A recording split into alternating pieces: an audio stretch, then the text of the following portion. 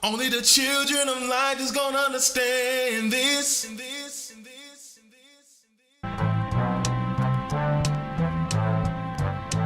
For there are three philosophical sects among the Jews, the followers of the first of which are the Pharisees, of the second, the Sadducees, and the third sect, which pretends to a severer discipline, are called Essenes. These last are Jews by birth and Jews by birth and This is the knowledge of the Essene brotherhood. This is the knowledge of the Essene brotherhood. This is the knowledge of the Essene brotherhood. Taking it back to the way that it was in the beginning.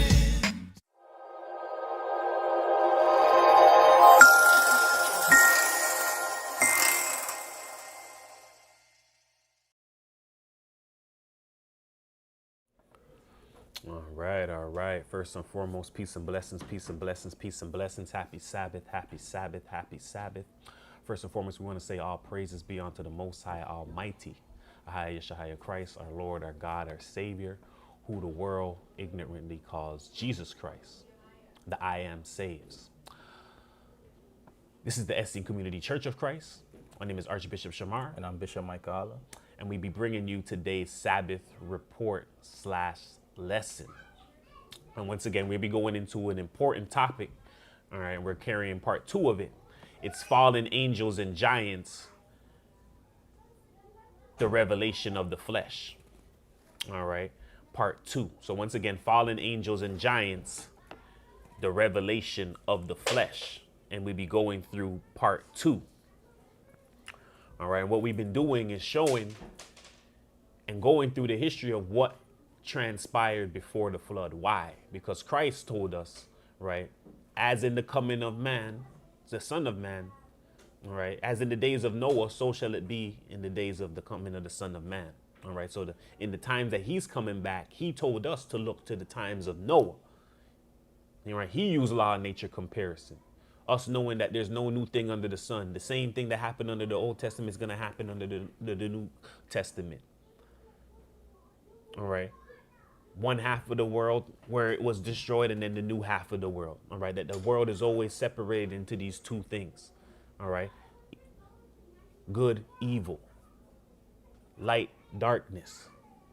All right. And these things are repeating themselves. All right. The old covenant being before the revelation of the Son. All right. And the new covenant being in the revelation of the Son. All right. The light of the gospel. All right. So we've been going through to show what was the key thing that happened before the flood. They were marrying. They were given into marriage. This is what Christ was saying. All right.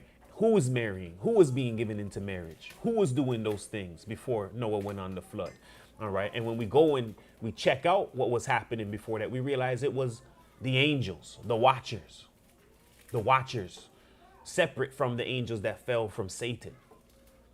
All right. Satan convinced those angels to fall with him at that time, and they became fallen. But these were watchers sent after that said they were going to help mankind. All right. And they came into the body of flesh. All right. And they felt the same temptations that man felt. And at that time, there was a revelation of the flesh. What was this revelation of the flesh? The daughters of men started to show themselves. All right. And this is when we go into Genesis 6. That the sons of God went into the daughters of men. And when we go into the Aramaic, it tells us further what happened. What was the root cause? It was the revelation of the flesh. All right. And going through this topic, females are our counterparts. All right. They would say, it's just the flesh. It's just this. I'm just wearing what I want. But we're showing, hey, what came of this revelation of the flesh? The watchers fell. War happened. Secrets was revealed. The flood came. Souls were destroyed. Giants were born. All right. So from this thing, revelation of the flesh, from females, revelation of the flesh. All right. And these were the daughters of Cain. All right. So we corroborate what the Aramaic said. by going into the book of Adam and Eve, the second book of Adam and Eve, and it showed us who were the daughters of men that was doing this. It was the daughters of Cain. Satan went into them and started to show them certain things on beautifying their eyes, wearing different colors, wearing less. And this started to, they were trying to entice the sons of Seth, all right? Because Satan's plot was to make the sons of Seth fall. But we're now doing that. The watchers are watching. They began to fall. And they went into the daughters of men. And we seen that these women, they had husbands. All right. And these angels changed into what they wanted. All right. And these women committed adultery. All right. So they weren't just off the hook on they didn't do anything. Right. They had some resistance. Right. It wasn't just the angels snatched them and took them and did whatever they want with them. Our word them. That's not what happened. All right. The women were approached and they consented to the desires in their heart. All right. And this is what caused the flood. All right. So we're going through this information once again because Christ told us, as in the coming, or as in the days of Noah, so shall it be in the days of the coming of the Son of Man. All right. So once again, peace and blessings, peace and blessings. We're going to start. This is our Sabbath report / lesson, Fallen Angels and Giants, the Revelation of the Flesh, Part 2.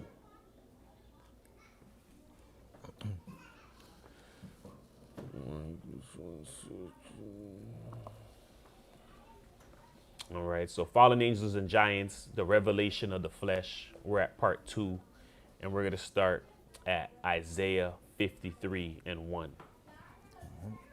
This is the book of the prophet Isaiah, chapter 53, verse 1. Who hath believed our report, and to whom is the arm of the Lord revealed? All right. So who will believe the report? All right. Belief is who will be willing. All right. Who's willing after they heard the report to do the things of the report? All right. As we know that belief, all right, leaf in the bee is willing. All right. Being willing. When you go into the etymology. All right. Who will be willing after they hear the report to do the things in the report? And to whom is the arm of the Most High been revealed? All right. Who's the power of God been revealed to? All right. We're going to go into the scriptures to ensure that they're interpreted, translated, and taught correctly. We're at Sirach 1 and 6. It's the book of Sirach, out of the Apocrypha, or Ecclesiasticus, chapter 1, verse 6. To whom hath the root of wisdom been revealed? Or who hath known her wise counsels? Unto whom hath the knowledge of wisdom been made manifest? And who hath understood her great experience? All right. So to who has the root of wisdom been revealed? Who knows the root of wisdom? Because the person who knows wisdom, all right, the personification of wisdom, who's acquainted with her is going to have even more understanding than somebody who doesn't know her. All right. Knowing that wisdom, she's like the spirit that's inside of man who knows all the things of man. That's what the scripture says. All right. So she is the spirit inside of God that knows all the things of God, all the secrets, all everything, every single thing that could be secret that you know within, she knows within the Most High. And if you're acquainted with her, if you know her root, if you know her wise counsels, if you know her experience and you know her as in her personification and what she went through and who she is and how she's a part of the Godhead, her great experience, then you will be manifested even to the more wisdom than the average individual. All right. And we're going to go to Matthew 24 and 36. It's the book of St. Matthew, chapter 24, verse 36. But of that day and hour knoweth no man, no, not the angels of heaven, but my Father only. But as the days of Noah were, so shall also the coming of the Son of Man be. For as in the days that were before the flood, they were eating and drinking, marrying and giving in marriage, until the day that Noah entered into the ark, and knew not until the flood came, and took them all away, so shall also the coming of the Son of Man be.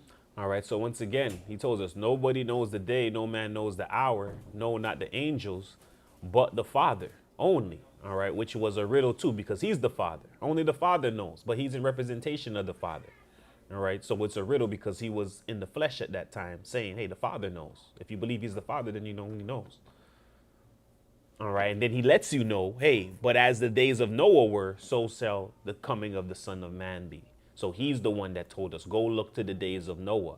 The same thing is going to be happening. So when I'm going to this and be like, oh, this stuff is going to happen again, don't be looking at me crazy, because Christ is the one that said, hey, you go to the days of Noah. You analyze what was going on. So shall it be in my coming. The same thing. He said that. He said they were before the flood eating, drinking, marrying, giving in marriage until the day Noah entered in the ark. Who was doing that? Because mankind continued that after. The fallen ones, the watchers, the giants, and those who were with them, mankind who corrupted themselves with them. All right, so once again, this is Fallen Angels and Giants, the revelation of the flesh. We're at part 2. All right, we're at Ecclesiastes 1 and 9. It's the book of Ecclesiastes, chapter 1, verse 9. The thing that had been, it is that which will be. Slakia. The thing that had been is that which shall be, and that which is done is that which shall be done, and there is no new thing under the sun. Is there anything there whereof it may be said, see, this is new? It hath been already of old time, which was before us. All right. So even in Ecclesiastes, it tells us there's no new thing under the sun. The same thing that we're saying, the same things that happened before, the same things are going to happen again. Christ says the same thing again. Why are we going into this? Because the same things will transpire again, whether you believe it or not. Christ said it will transpire again. Christ said, go to the times and look. All right. Christ said it'll be just like the days of Noah, the coming of the Son of Man.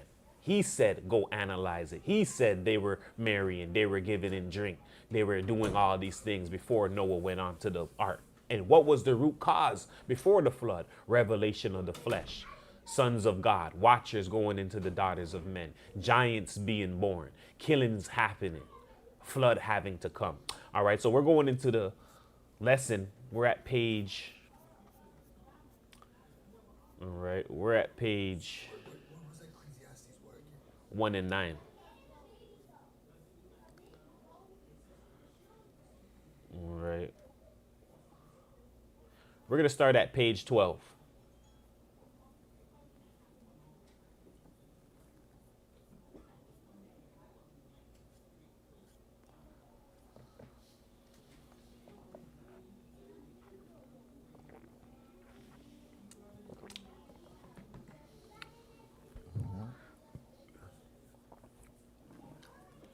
This is Clementine Homilies, Homily 8, chapter 13, the fall of the angels. But when, having assumed these forms, they convicted as covetous those who stole them, and changed themselves into the nature of men, in order that, living holily, and showing the possibility of so living, they might subject the ungrateful to punishment. Yet having become in all respects men, they also partook of human lust, and being brought under its subjection, they fell into cohabitation with women, and being involved with them, and sunk in defilement altogether, and sunk in defilement and altogether emptied of their first power, were unable to turn back to the first purity of their proper nature. Their members turned away from their fiery substance, for the fire itself being extinguished by the weight of lust and changed into flesh, they trod the impious path downward. For they themselves, being fettered with the bonds of flesh, were constrained and strongly bound. Wherefore they have no more been able to ascend into the heavens. All right. So it says, all right, and we're in the Clementine Homilies. All right. Who is Clementine? Clementine is spoken of, all right, in the Philippines. All right. Clementine, all right. Clement being a saint of God. All right. And he was taught under Peter. All right. While being taught under Peter, he's being revealed all these things, and Peter's letting them know all these things. All right. And Peter's the one giving him this information, letting us know that even the disciples, all of them, they always knew these things. All right. And people try to take the book of Enoch out. They try to take these things out. All right. But it's continued on into Christianity. It's continued on in there. All right. And a lot of Christians will not deal with the book. But even the early church fathers, all of them, they speak about the angels. They speak about what happened with Enoch. They speak about the falling. All right. And this is what we're going through. All right. So we're at Clementine. All right. And Clement has numerous books written. All right. And he's the one that took over for Peter after. So Clement is well known Christian leader. All right. A bishop that took over after Peter. All right. So he's letting us know about the fall of the angels. All right. And that they assume these forms. All right. Him and Peter's having conversations and this information is coming out. All right. They convicted as covetous those who stole them. All right. They changed themselves. All right. They wanted to change themselves into nature of men in order that them living holily, they could show possibility of doing so. So they thought they could come into the flesh and show man how to be living holy. All right. And by doing so, they subject to the ungrateful punishment. All right. Yet having become in all respects men. So they became all respects men, and now they're subjected their flesh. All right. They partook of human lust. And now they were brought under such subjection. And once again, this is still a glory to the gospel because it puts emphasis on how great Christ is, that he was able to take on the flesh, defeat the lusts of it to be able to save us. The angels thought they can do it before he did. They're like, yo, we can come and do it and make them live holy and yeah, it will be all good. They thought they had the right plan. God's like, all right, go see. They put on the flesh. They fell to the flesh. All right, Christ never fell to the lust of the flesh. All right, but the angels did, the watchers did. They thought they could. All right, so this is how this stuff started. That's how they become the watchers, because he sends them down to watch over mankind, to help them in their affairs.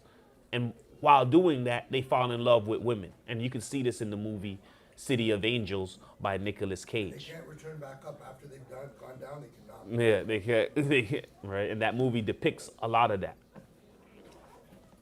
All right, which is a love story between the angel and the woman. It's come down, he's watching the woman, he falls in love, and then he sleeps with the woman. He realizes he can't go back up into the heavens. That goes to show you that truth is out there, just that people are not recognizing the truth. And they make it to a little love story, make it a little subliminal. It's not the only movie out there that they don't make anything on their own. They have nothing on their own. So all these people that think, all these people are talented, they have this imagination, and you look at Star Wars, it's all based on the Bible. Yeah, yeah. And all these other things. So They just turn it into a different thing. Just watching a movie. Yeah. All right. So they partook of human lust, and being brought under the subjection, they fell into the cohabitation with women. All right. Being involved with them, they sunk into the defilement, emptied of their powers, unable to turn back to their first purity, their proper nature. Their members turned away from their fiery substance. All right. Because they were made from fire, that fire being extinguished, like the fire extinguisher, taking out that fire. No longer did the angel have that fire. No longer was the angel able to go up into the heavens.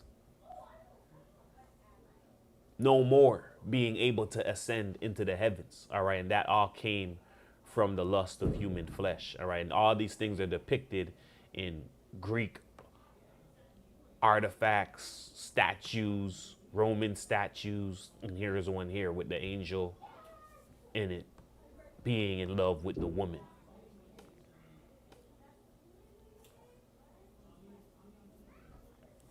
All right, so we're continuing. All right, this is Clementine Homilies, Homily 8, chapter 14. This is their discoveries. For after the intercourse, being asked to show what they were before, and being no longer able to do so, on account of their being unable to do anything else after their defilement, yet wishing to please their mistresses, instead of themselves, they showed the bowels of the earth, I mean the choice metals, gold, brass, silver, iron, and the like, with all the most precious stones. And along with these charmed stones, they delivered the arts of the things pertaining to each, and imparted the discovery of magic, and taught astronomy, and the powers of roots, and whatever was possible to be found out by the human mind. Also the melting of gold and silver and the like, and the various dyeing of garments, and all things, in short, which are for the adornment and delight of women, are the discoveries of these demons bound in flesh.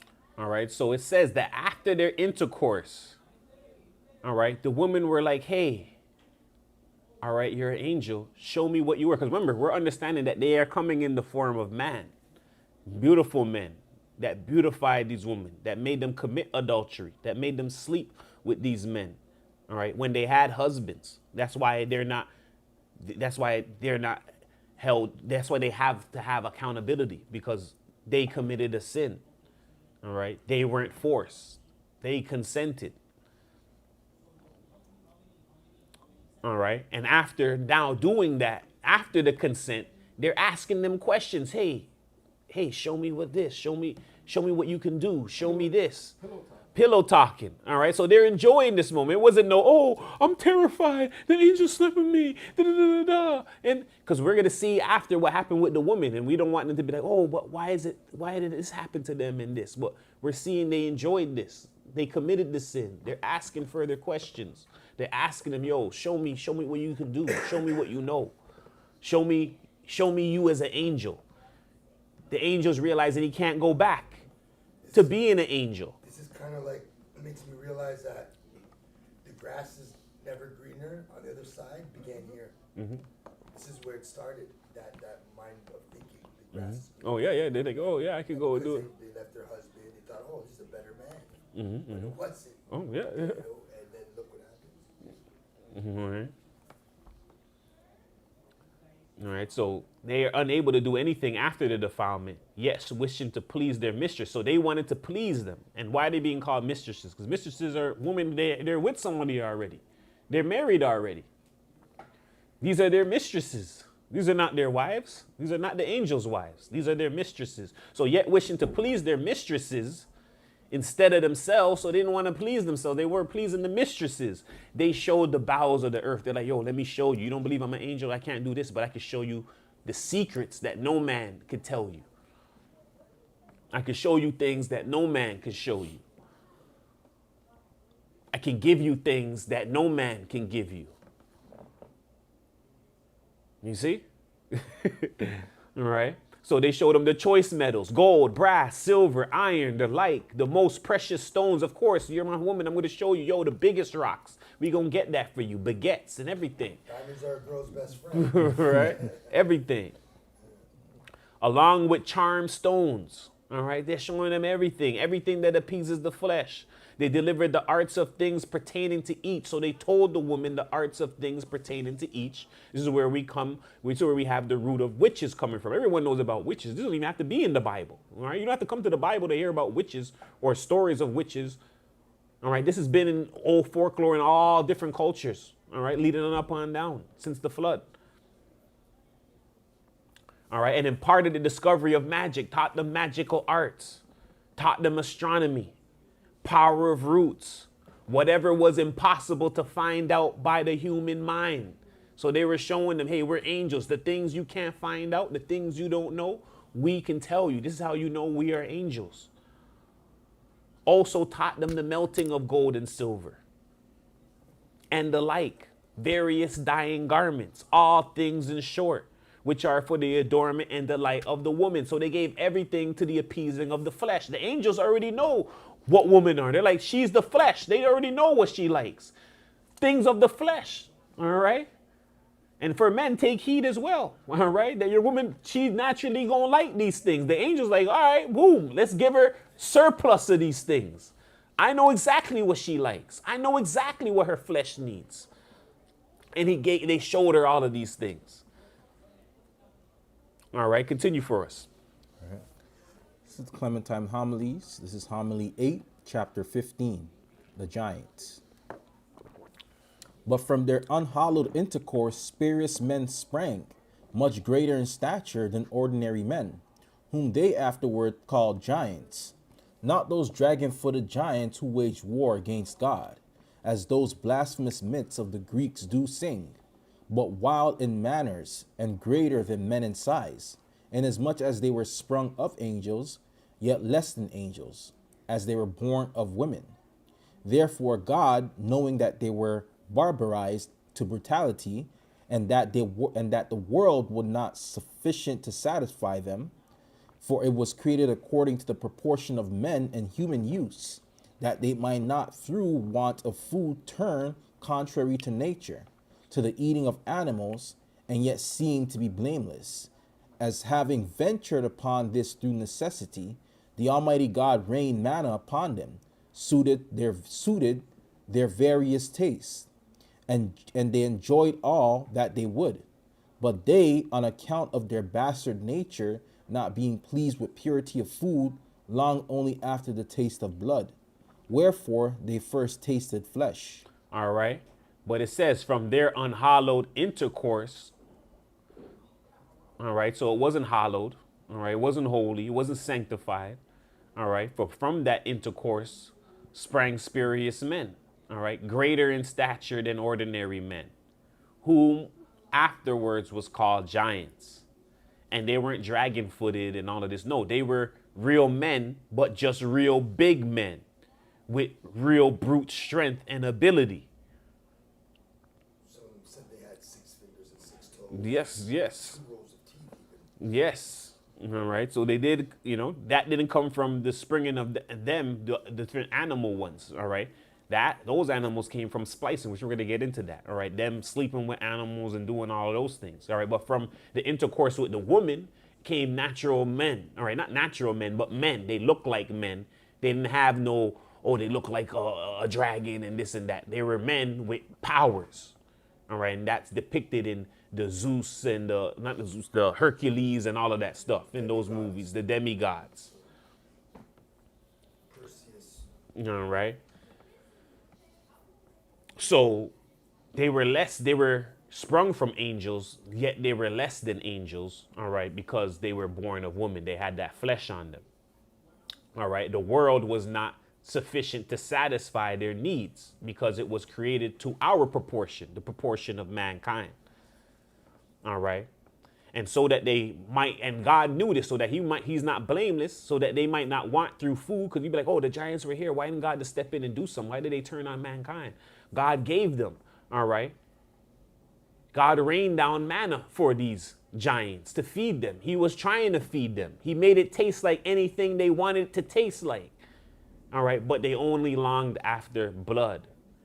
And that's the same thing that started to happen with Israel in the wilderness, right? He's trying to give them the manna. He's trying to take them off of the things of Egypt. He's trying to bring them on the diet, back to the garden. They're like, no, we want the taste of blood. We want the taste of flesh. All right. And that grave was called the grave where they lusted. All right. We have a lesson coming up that will go further into the grave that lusted and what lust is, and that being attached to the false name of God. All right. The Jehovah. The Hava. All right. That same word being applied in that very name of the grave that they were left at. All right. Where they lusted. All right. So that word has a root in lust and wanting. All right. So the Most High knew the nature of these men, that they would want more than that. And he rained manna down the same way he did in Numbers when he was trying to do the same thing for Israel. All right, continue for us. This is continuing with the Clementine homilies, homily 8, chapter 16, cannibalism. And the men who were with them there for the first time were eager to do the like. Thus, although we are born neither good nor bad, we became one or the other, and having formed habits, we are with difficulty drawn from them. But when irrational animals fell short, these bastard men tasted also human flesh, for it was not a long step to the consumption. Oh, shit, it got cut off. There's a consumption of flesh, all right, to the same consumption of flesh. All right, that part got cut off by accident. All right, but once again, so it's showing that the men who were with them to do the eager like, all right, we're not born either good or bad. The same thing with children, but they learn to do one. They either go to be good or they go to be bad after being formed habits, which is why the Most High says, train up a child in the way they should go. All right, because when they're born, they're not born either good or bad, but they're there for the training. And whatever training they have is whatever form habits they'll have on the way that they'll be going, which is why he's saying train them when they're young. All right, but he's saying that, hey, these men started to do what the giants were doing. And when they did that, it's difficulty withdrawn from them. When habits are given to men, it's hard to withdraw them from it. And when the animals fell short, they start now what? They still need flesh. All right? They start going to human flesh. And these are shown in movies like, and these are survival movies. I forgot what that movie was in, when they're in the cold. What's that movie when they're in the cold? What, the plane crash? The plane crash. Alive. Alive, alive, all right. Alive, all right. So movies like that, where hey, there's no food around, no things around. They're like, hey, I need to eat flesh. You're cutting off pieces of the buttocks. All right, and as well in a lot of the Survivor stuff, in a lot of Survivor shows, they show you that hey, these people are going around, they're trying to find animals and stuff. Never are they really trying to go around and find a surplus of plants, this and that. Most of the time, it's a emphasis on getting flesh of animals and all different type of flesh of animals. But what happens when you don't find that? All right, because most people think when they go outside, that stuff is not food out there. Right, that's why me, myself, I've been making it a thing to go outside and, I've been writing down the list of how much food is outside that you can actually get. I'm like, there's so much food outside. Right now, I would like to open up a grocery store with all the different plants and everything that they don't sell in the regular stores because there's so much outside that we don't know about. All right, which they do know about, but they're just not sold in stores or nothing. Like scientists, all of them know about it, right? Planticists, all botanists, all of them, they all know about that stuff, but it's the stores that don't sell that stuff. They just sell, hey, keep it in a certain area. All right, but when you go outside and you're like, there's nothing out there to eat. There's nothing here like it, when there's plenty of things out there. Thinking like that now will cause somebody to be like, you know what? I need to eat my fellow brother. I need to eat my fellow sister. I need to eat my mom, my dad, my children. This is what starts to happen. All right, so they start wanting to deal with flesh. So we're now seeing cannibalism was happening, all right, before the flood. All this stuff starts going on. And that stuff started happening again. We just went through COVID-19. All right, it told you that COVID-19 came from what? The what do they call them? The sweat markets, the flesh markets. All right, in Asia, all of that, the mixing up of the diseases going on there. Ebola, all of that stuff coming from man, going into the wild, eating all different types of flesh, eating all different types of things. And we know that the rumor is out as well of them eating what? Fetuses and different things of that nature. Human flesh, all of that stuff's going on. All right, so we're going to continue. It's the book of Enoch, chapter 6, verse 1. And it came to pass, when the children of men had multiplied, that in those days were born unto them beautiful and comely daughters. And the angels, the children of the heaven, saw and lusted after them, and said to one another, Come, let us choose wives from among the children of men, and beget us children. And Semjaza, who was their leader, said unto them, I fear ye will not indeed agree to do this deed, and I alone shall have to pay the penalty of a great sin. And they all answered him and said, Let us all swear an oath, and all bind ourselves by mutual imprecations, not to abandon this plan, but to do this thing. Then swear they all together, and bound themselves by mutual imprecations upon it. And they were all in all 200, who descended in the days of Jared on the summit of Mount Hermon. And they called it Mount Hermon because they had sworn and bound themselves by mutual imprecations upon it. And these are the names of their leaders: Samlazaz, their leader, Arakbal, Ramiel, Kokabel, Tamlel, Ramlel, Danel, Ezekiel, Barakijo, Aseo, Armaros, Batarel, Aneno, Zachiel, Samsepil, Sataril, Terel, Jumjael, Sariel. These are their chiefs of tens. All right, so these are their deans. All right, so a dean is a chief of 10. So these were their deans, their leaders. All right, that was ruling over different classes. All right, so once again, Enoch reiterating the same thing we're knowing, that the sons of God came into the daughters of men, they chose them wives. All right, but what we're seeing here is that, hey, they made an oath. All right, and where did they make this oath? They made this oath on the summit of Hermon. All right, they called the Mount Hermon. All right, because they sworn to bound themselves. All right, and it showed us the names of the leaders. All right, there's about 20 of them. All right, 1, 2, 3, 4, 5, 6, 7, 8, 9, 10, 11, 12, 13, 14, 15, 16, 17, 18, 19. All right, I think there's 20. And then there's a Azazel too, all right, which is the leader of all of them. All right, so Azazel has told these people to be, basically semi-leaders over these men. All right, 21 of them in total. All right, but 20 of them that are over as leaders over the 200. All right, and over the 200, they're over 10 each. All right, and this is signified, all right, and shown in the Paramount Pictures logo and introduction. All right, where you see the mount, you see the stars around the mount, and what they're doing here is symbolizing the covenant that the fallen ones made on the Mount Hermon. All right, because we know stars are angels. All right, and they're putting these stars and they're making these specific stars, the same number of them, all right, around the mount. All right, because once again, they could be acknowledging that, hey, this motion picture and movie stuff came from what? Technology of angels, right? From the covenant that was made. All right, so we're going to continue. It's the book of Enoch, chapter 10, verse 1. Then said the Most High, the Holy and Great One spake, and sent Uriel, the son of Lamech, and said to him, and sent Uriel to the son of Lamech, and said to him, Go to Noah and tell him in my name, hide thyself, and reveal to him the end that is approaching, that the whole earth will be destroyed, and a deluge is about to come upon the whole earth, and will destroy all that is on it. And now instruct him that he may escape, and his seed may be preserved for all the generations of the world.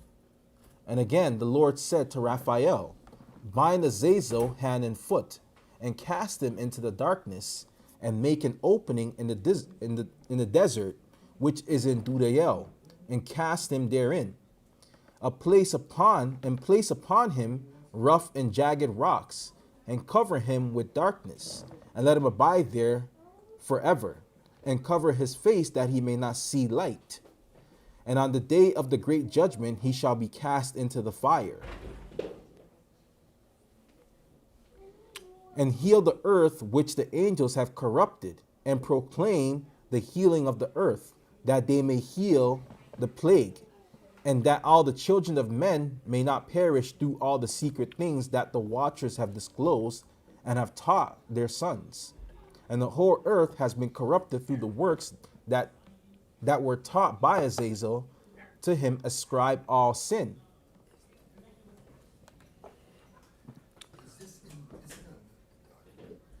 Yeah, it's in the document.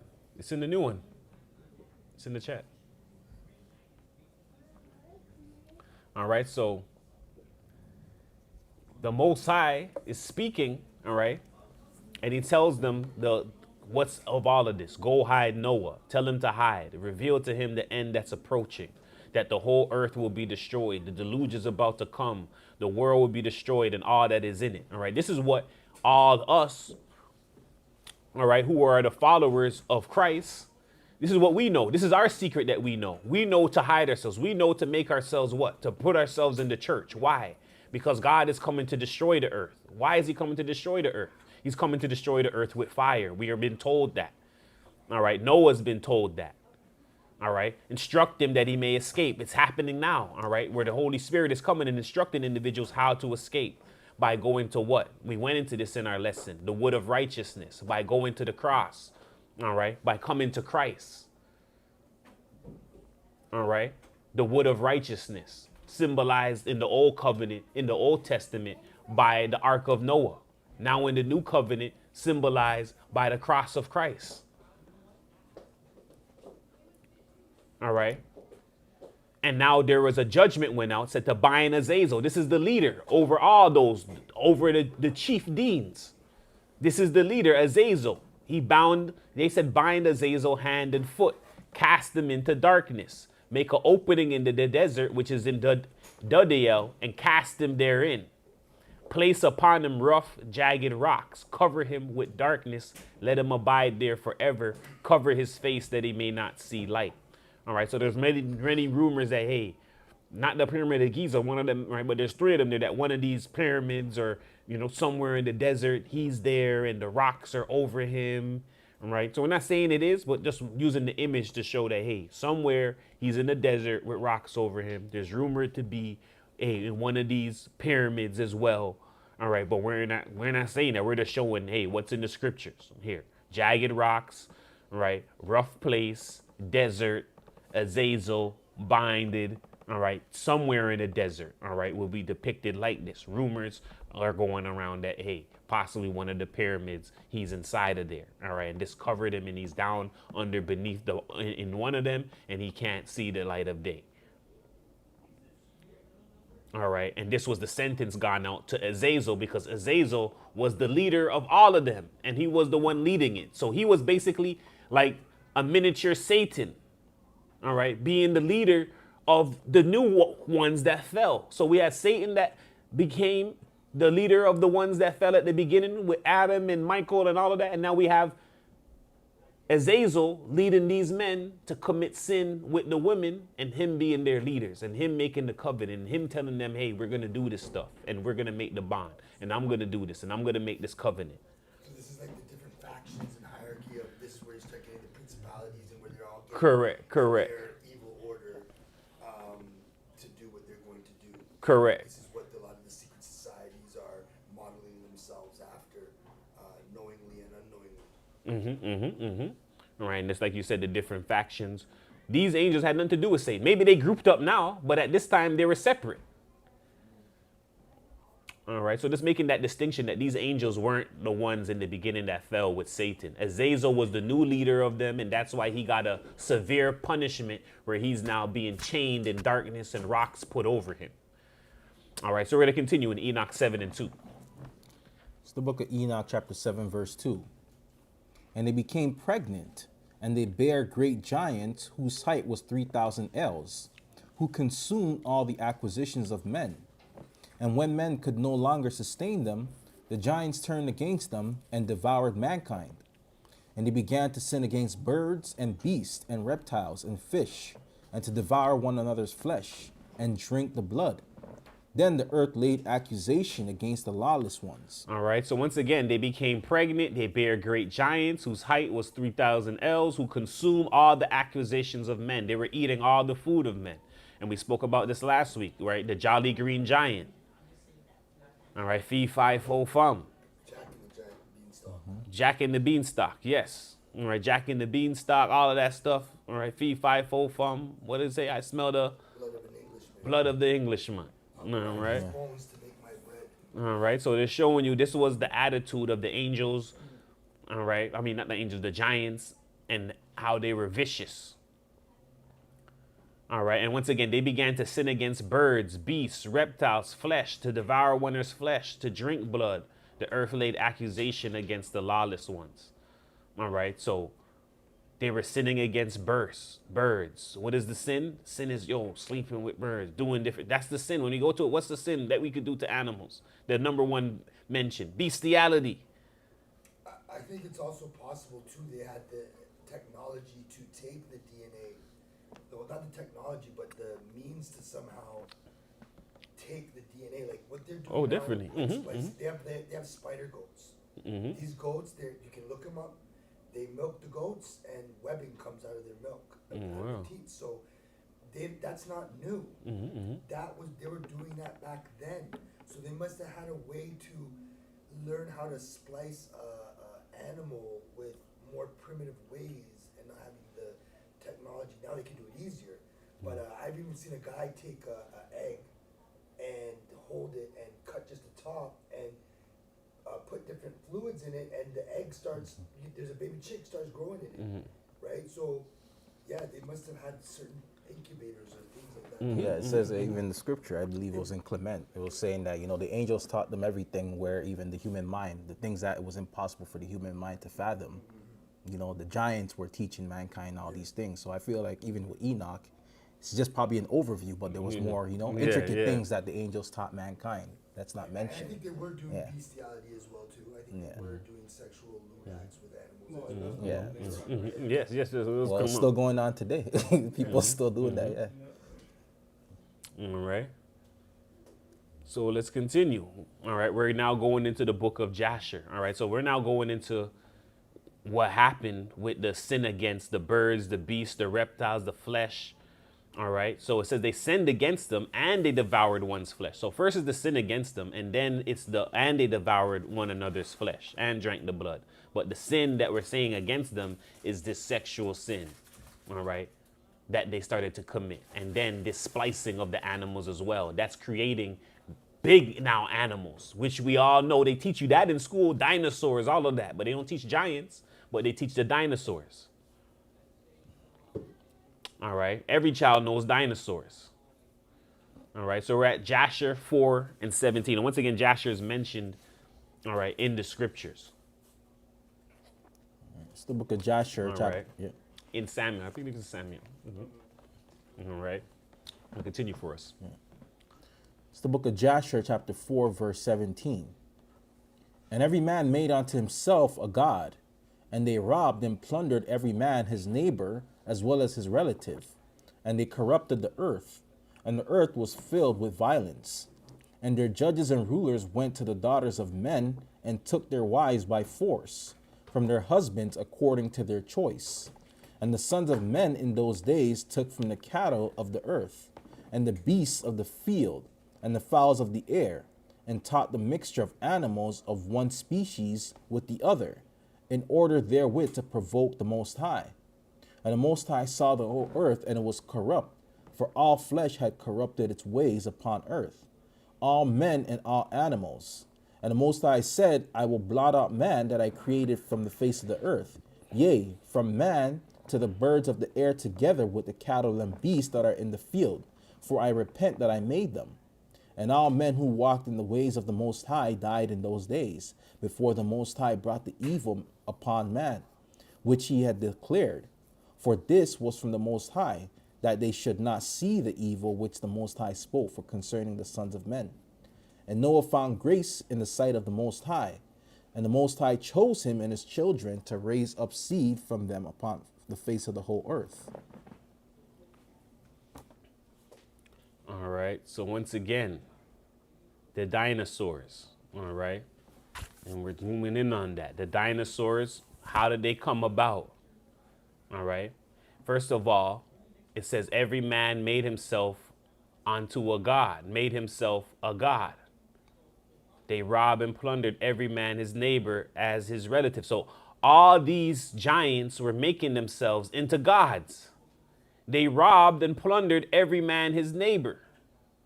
They corrupted the earth. The earth was filled with violence. Their judges and rulers went to the daughters of men and took their wives by force from their husbands according to their choice. All right. So once again, that force, all right, is the force of, hey, them being able to go and convince these women, show themselves as beautiful men. All right. Forcing them, right, to do this, forcing their flesh to consent. As we read, the women were consensual, all right? So this force, once again, they turned into the most beautiful men, all of that, all right? This is when a man's putting pressure on the woman to try to force her to, hey, say yes, all right? They put all the force and putting all the pressures and all the situation to make it the beautiful situation that forced her mind to make this choice. All right, but not the literal force, as in force. All right, and it says, and the sons of men in those days took from the cattle of the earth, the beasts of the field, the fowls of the air, and taught the mixture of animals, one species with the other. So this is what we're saying, that they taught the mixture of animals, one species with the other. This is what created dinosaurs. Because what were you learning? We're learning when one animal or when one nature of a being is mixed with another one, a growth spurt happens. That's what happened with the angel, it being of a different body mixing with the human one. Now we've seen a growth spurt happen, giants. Now they're figuring out, hey, doing this with the animals, this is what's happening. All right, and they began to corrupt all flesh. All men were corrupted and all animals are being corrupted before the flood as well. So going back to what Christ said, all right, as in the days of the coming of the Son of Man, it's going to be the same as in the days of Noah. All right, in the days of Noah, they were corrupting flesh. They were creating animals. Dinosaurs came out of this. It's saying all these things going to transpire again, whether we believe it or not. It's already there. People are already reporting these things. All right, so we're going to continue.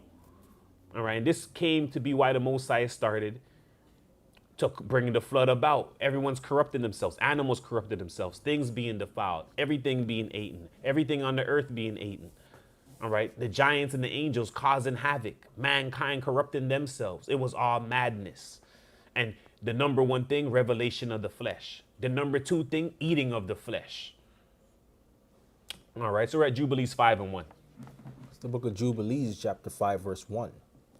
And it came to pass when the children of men began to multiply on the face of the earth, and daughters were born unto them, that the angels of God saw them on a certain year of this Jubilee, that they were beautiful to look upon. And they took themselves wives of whom they chose. And they bare unto them sons, and they were giants. And lawlessness increased on the earth, and all the flesh corrupted its way. Alike men and cattle and beasts and birds and everything that walks on the earth. All of them corrupted their ways and their orders. And they began to devour each other. And lawlessness increased on the earth, and every imagination of the thoughts of all men. All right, so here we're seeing again. All right, we're seeing again. Why are we going into so much different version of the same thing? Because each one is giving us more and more what? Assurance that this is what happened. This is what transpired. All right, lawlessness increased. All flesh corrupting its ways.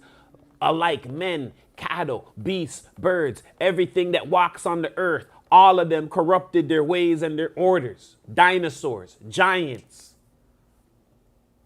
They began to devour each other. Dinosaurs versus giants. Giants versus dinosaurs. Man versus giants. Man versus dinosaurs. All right. One of the ones I always wonder when I go to sleep is like, hey, the worst dream would be to wake up and giants and dinosaurs. Yeah. Right. It's a terrifying thought. Oh, definitely. That and like We could have been born right in those times. the big things in the water too. Yeah. That are hidden down there. All right.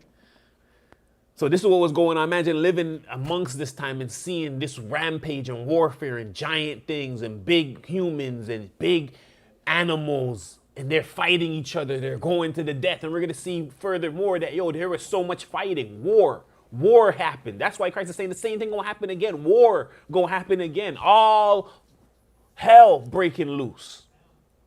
All right, we're at Leviticus 19:19. All right, this is the book of Leviticus, chapter 19, verse 19. Ye shall keep my statutes. Thou shalt not let thy cattle gender with a diverse kind. Thou shalt not sow thy field with mingled seed. Neither shall a garment of mingled linen or woolen come upon thee. All right. Showing us, hey, even in the law that was given to Moses, it says, thou shalt not let thy cattle gender with a diverse kind. You shall not let your animals mix with diverse kinds. All right, neither the animals, neither with the plants either. Neither with the garments either. All right, but right here, we're emphasizing the cattle, mixing diverse cattle and animals. All right, and it's happening, and these examples are out there. You have a liger, you could look it up. All right, you have Tygon, and there's many other different ones as well. All right, but we see the liger and the Tygon. All right, and this is coming from mixing two different species together, and then it creates a bigger one. And this is what it's showing you. Look how small the lion is. All right, 370 pounds to 500 pounds. All right, mix it with the tiger though. Now it's double its size, 900 pounds. So they must get the sperm from the lion and put it in the female tiger's egg in a laboratory to get this.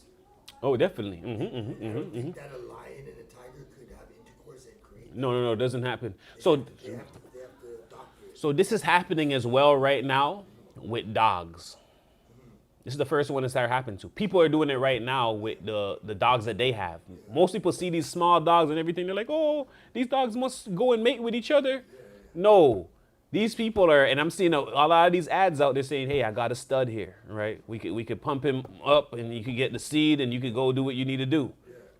People are manually doing it for these animals, all right? Getting them aroused, all right? Letting them eject into something, and then taking that to now mix it inside of the female one. This is why the father doesn't like the forcing of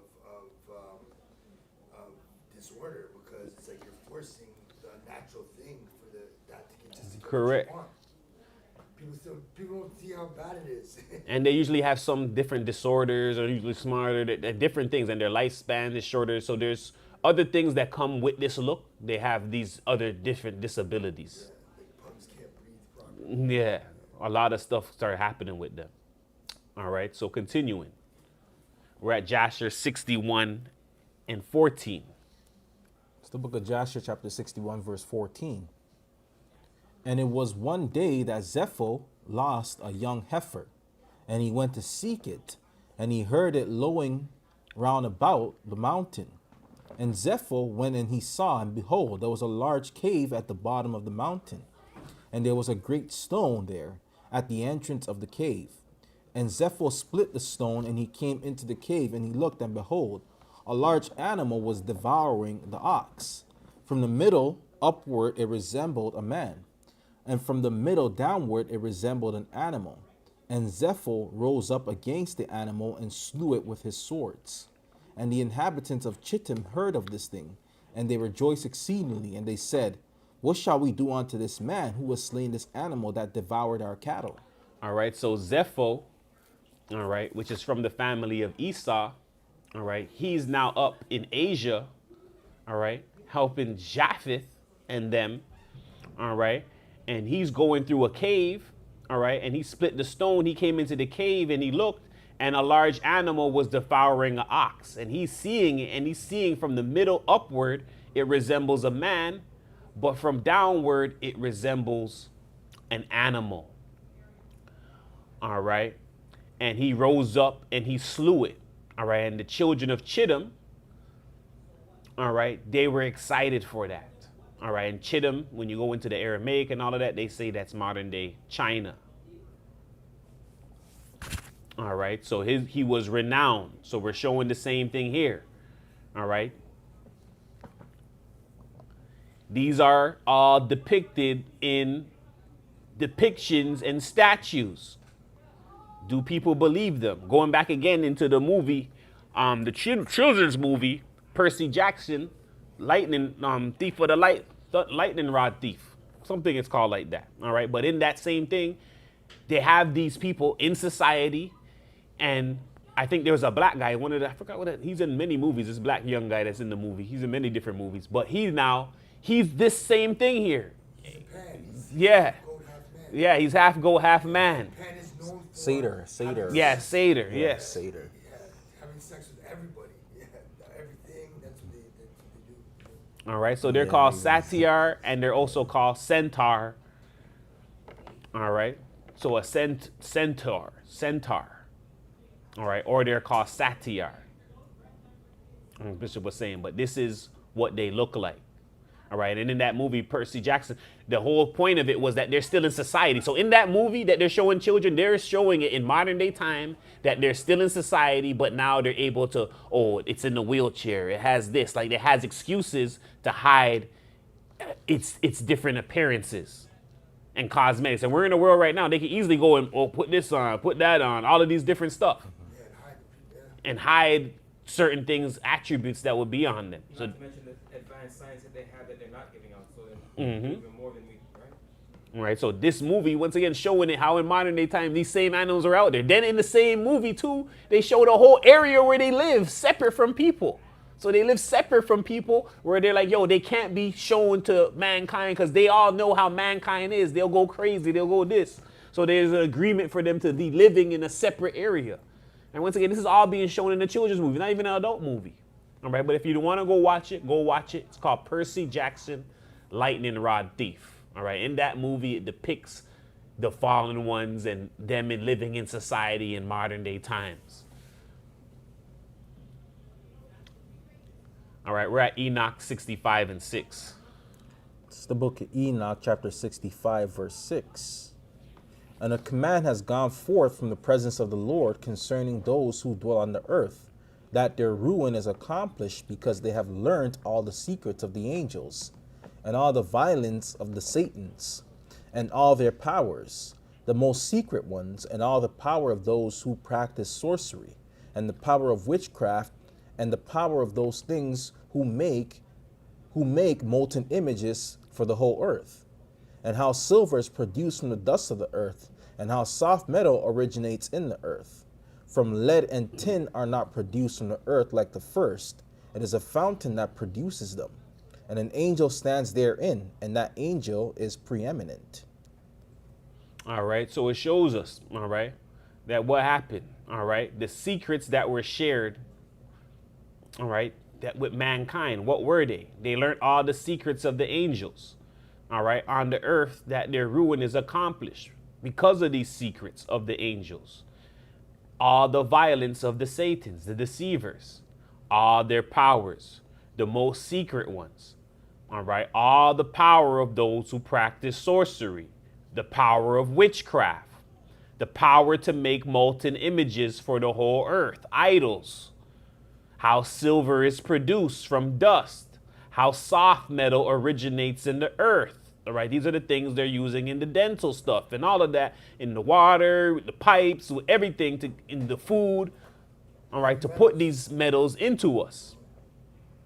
In the air. All right, for the lead and tin are not produced from the earth like the first. All right, it's a fountain that, so they showed them the secrets of lead, tin, all these things that are dangerous to us.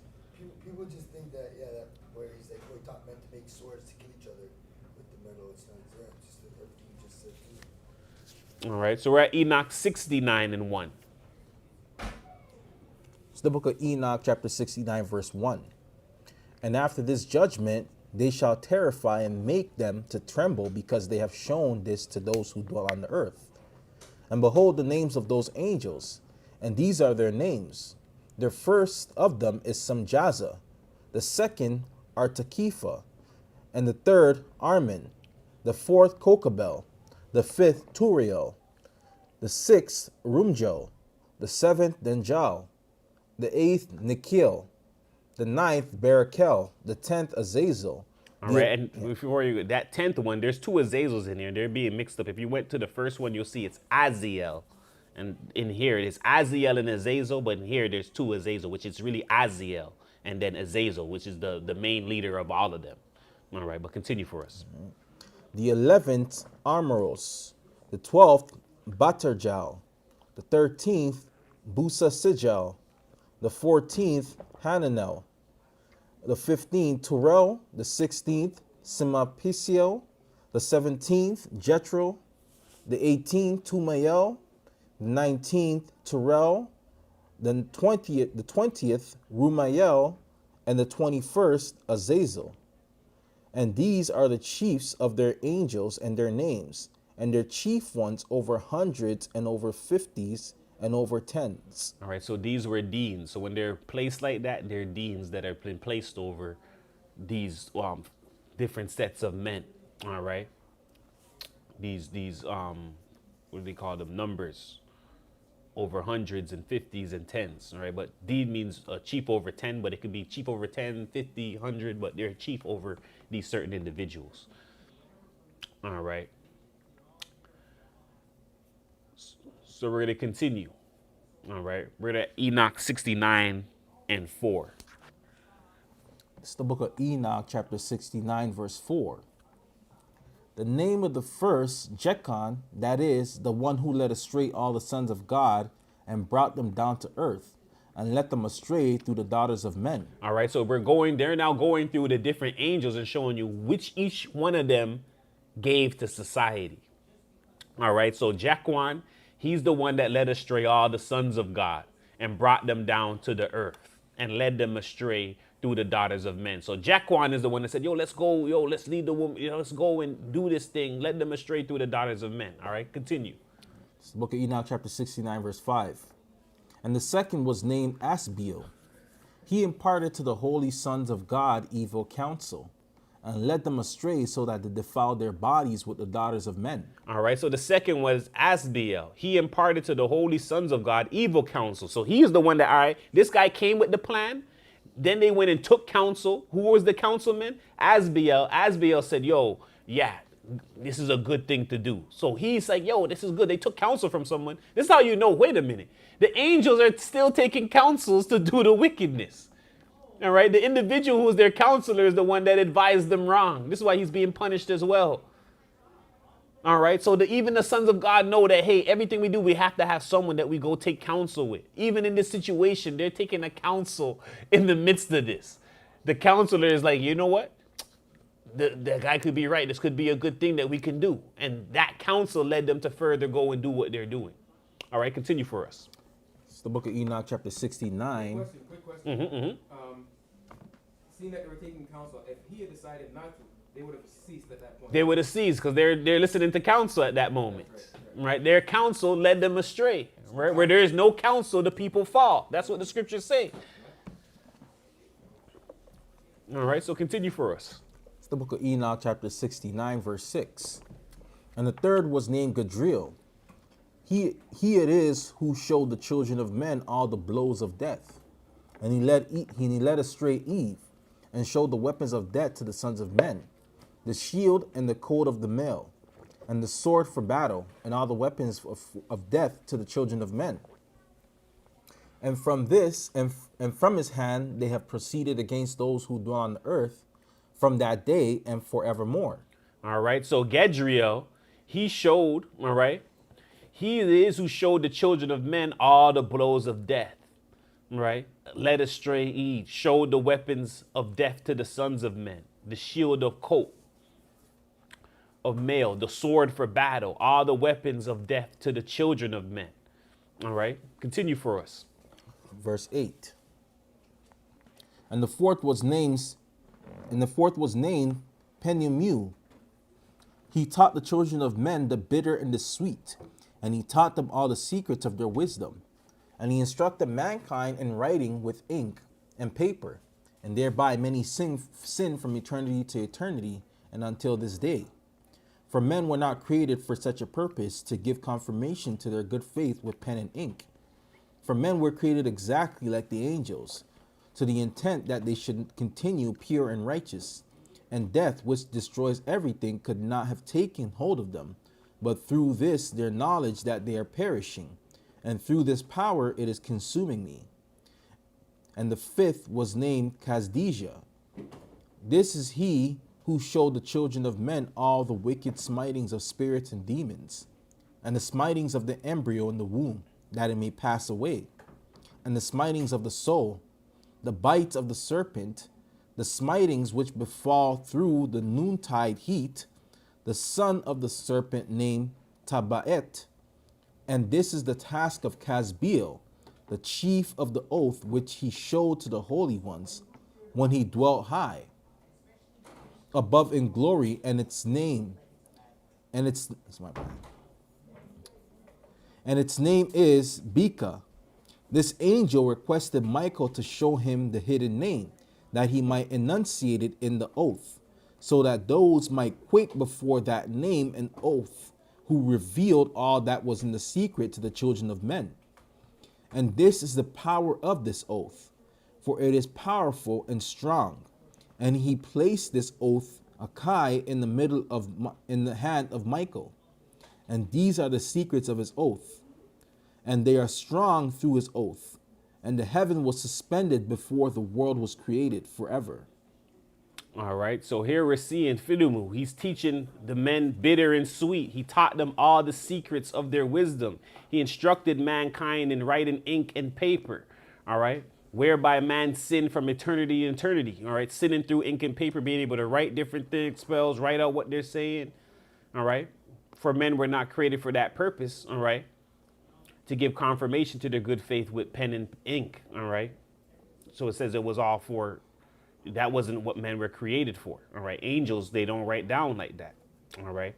So it says the fifth was Kazdija, who showed the children of men all the wicked smitings of spirits and demons, the smitings of the embryo in the womb, that it may pass away. So this is where the abortion comes from, all of that. This demon, this angel is the one that showed those smitings, and the smiting of the soul, all right, the bites of serpents, the smitings which befall people through noontide heat.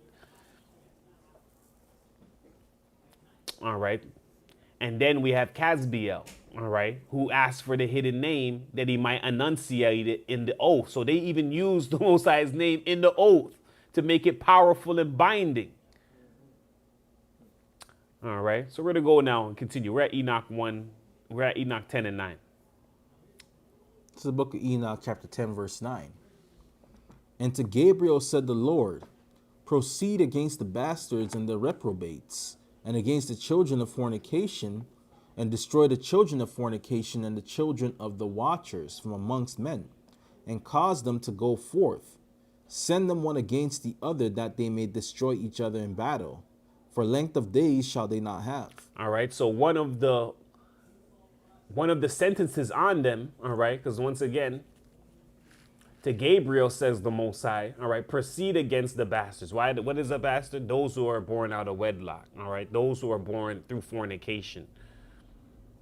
All right, these are the children of fornication. These are the children of the watchers. He's saying now, send them one against the other. So he's demanding that they have a battle now. They must fight to the war. They must destroy each other in battle. They will not have length of days like the angels of them have. They will die in war, one against the other.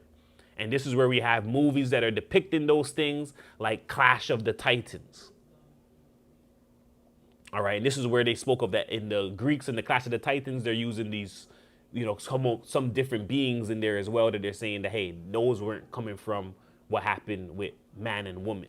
All right. But Clash of the Titans shows these things, all right? So there's the movie Clash of the Titans. If you've never watched it before, go watch it, because it's showing you that these are the giants, these are the fallen angels' children, the giants, and that why are they fighting each other? Because God put a sentence that they must fight each other, all right? He put it on their heart that they will fight each other to the war, to the death. And this is what happens in the Clash of the Titans. All right, we're going to go through it. So who are the Titans? This is out of the Britannica Encyclopedia. Titan. In Greek mythology, any of the children of Uranus, heaven, and Gaia, earth, and their descendants. All right, so you see how in their mythology they're using this stuff. Basically, they're saying those who are up in heaven and those who are of earth, but they use it to be personified as, hey, heaven, a person personified as heaven and a person personified as earth. Heaven being male, all right, and the female being earth. All right, and they coming together and having descendants. All right, but we're understanding this as those who are up in the heavens and those who are down on earth that have joined now together to commit this thing. All right, so we're seeing how they're stretching the stories out. But continue for us. According to Hesiod's Theogony, there were 12 original Titans. The brothers Oceanus, Coeus, Crius, Hyperion, Lapetus, and Cronus, and the sisters Thea, Rhea, Themis, Menamosne, Phoebe, and Tethys. At the instigation of Gaia, the Titans rebelled against their father, who had shut them up in the underworld. All right. So they rebelled against their father. So they rebelled against the heavens. All right. And why? Because he shut them up in the underworld. Why did he do that? Right? Because we're in the real story. He did that because y'all made it. Y'all went down there and slept with those on earth and made children. That's why you're under the underworld. But in this story, they have it that, hey, he just stuck them under the underworld and now they're against their father now. All right. Who is heaven? Who is Uranus? And they make Zeus to be a bad guy, kind of a lot of the times, even though he's head of the thing. Like, he's known to be the guy to sleep around, and he's always in some kind of fight with his children. All right. So continue for us. Under the leadership of Cronus, they deposed Uranus and set up Cronus as their ruler. All right. So this is what are they doing? They now say, yo, we're going to what? We're going to look at this as a type Satan type. That they're saying, you know what? We're going to replace Uranus, heaven, that father, with Cronus. Cronus is now the leader of us. All right. And they take away Uranus and they put Cronus as now the new ruler over them. All right. So continue for us. All right. But one of Cronus' sons, Zeus, rebelled against his father, and a struggle then ensued between them in which most of the Titans sided with Cronus. All right. So now this is how they put these twists in these stories now. So now in this story, Cronus, who would now be that imitation of Satan who's replacing the father, he has a son. His son is called Zeus. This is where everyone says, oh, the name Jesus comes from this name. And now he's rebelling against what? He's now rebelled against the Satan. So now they've personified the son of Satan. You see what I'm saying? You see what we're seeing now? They're like the son of Satan went against him and he's now the one. Zeus is the one. This is the story now, how they put a perverted twist to the scriptures. So after rebellion, there's another rebellion, and we're constantly rebelling. Rebel. All right, but we have Cronus, who would be Satan, having a son now, and this son rebels against him, and now he's basically the chosen one in the story, Zeus. All right, and now there's a fight between Zeus and Cronus, the ruler of the world now, who replaced the true father. All right, and most of the Titans have sided with Cronus. All right, so continue for us. Zeus and his brothers and sisters finally defeated the Titans after 10 years of fierce battles. The Titanomachia. The Titans were then hurled down by Zeus and imprisoned in a cavity beneath Tartarus. All right, so you can see how Zeus is a corrupted version of Christ. Him being the son of this one that took away the true heavenly father, but then rebels against Cronus and then leads a war against him that then eventually takes them down, and then he imprisons them in Tartarus. He imprisons them in hell. All right, and we just have the whole thing here. All right, and once again, it's them trying to put glory into these sons that came from this wickedness. This is what they're trying to do by perverting it also with the story of Christ. All right, so we're getting more history. If you never knew about Greek mythology and all of that, we're getting a little more understanding today. All right, so we're going to see what happened after this. What happened to the angels? What other sentences came upon them? It's the book of Enoch, chapter 10, verse 11. And the Lord said unto Michael, go, bind Samjaza and his associates who have united themselves with women, so as to have defiled themselves with them in all their uncleanness. And when their sons have slain one another, and they have seen the destruction of their beloved ones, bind them fast for 70 generations in the valleys of the earth, till the day of their judgment and of their consummation, till the judgment that is forever and ever is consummated. All right, so once again, we're seeing all of this stuff is coming from what? The revealing of the revelation of the flesh, from all of this flesh being revealed from Satan, making the daughters of Cain, trying to entice them to Seth. All of this is arising from then the watchers watching over the sons of man, trying to bring them into righteousness and them falling to the flesh. All of this is stemming from that. Now from these angels that went and did this, punishments is going out. All right. And now the Most High is saying, bind Samjaza, his associates who's united themselves with women, and also defiled themselves in all their cleanliness.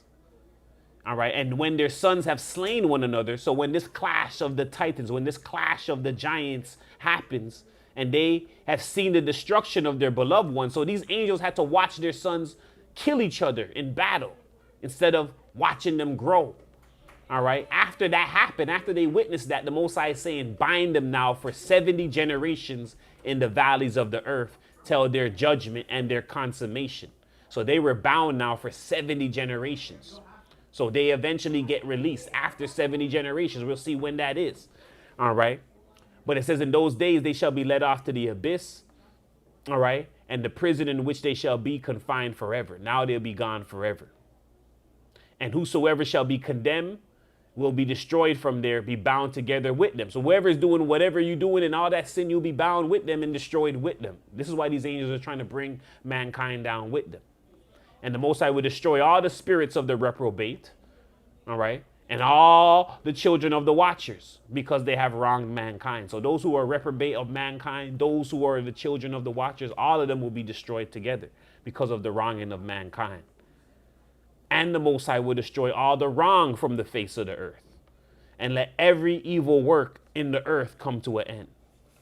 And finally, let that plan of righteousness appear, and it will be proven a blessing. All right. And the righteous shall escape. The righteous shall beget sons. They shall live all the days in their youth and their old age. They shall complete in peace. So he was showing that, hey, these angels, they naturally have long life. These giants thought they would have long life like the angels. No, they're going to fight to the death, and they're going to have short lives. And at the consummation of all of this, all right, the ones who are righteous, they'll have the long lives. All right, this goes back to, once again, the Most High showing, hey, these angels, they will be bound. They will be bound for 70 generations. All right, and it's key to understand it, because we're going to show in this that those 70 generations, not at the end. Those 70 generations are going to be at the end of times, where the stuff will be happening again, where he says, hey, it will happen again. It's going to happen again. As in the days of Noah, so shall it be in the coming of the Son of Man. Letting you know, hey, this stuff is not done. It's happening again. All right. We're at Enoch 14 and 1. It's the book of Enoch, chapter 10, verse 4. It's the book of Enoch, chapter 14, verse 1. The book of the words of righteousness and of the reprimand of the eternal watchers in accordance with the command of the Holy Great One in that vision.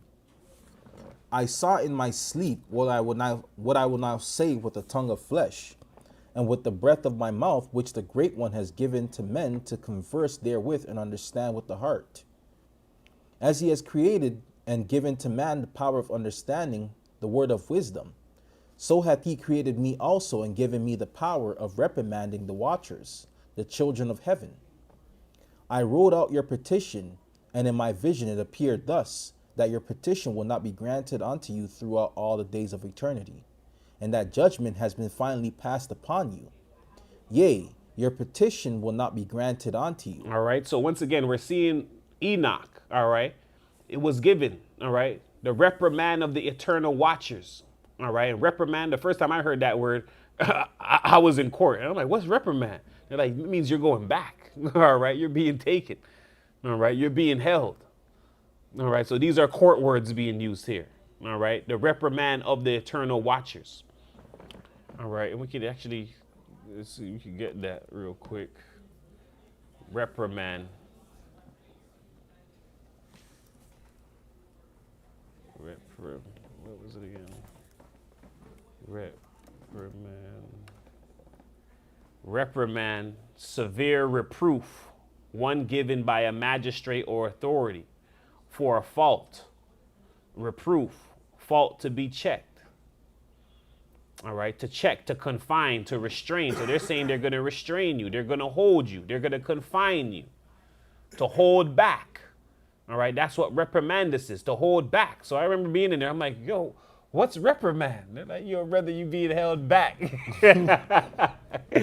All right, so let's go back now full circle with the angels.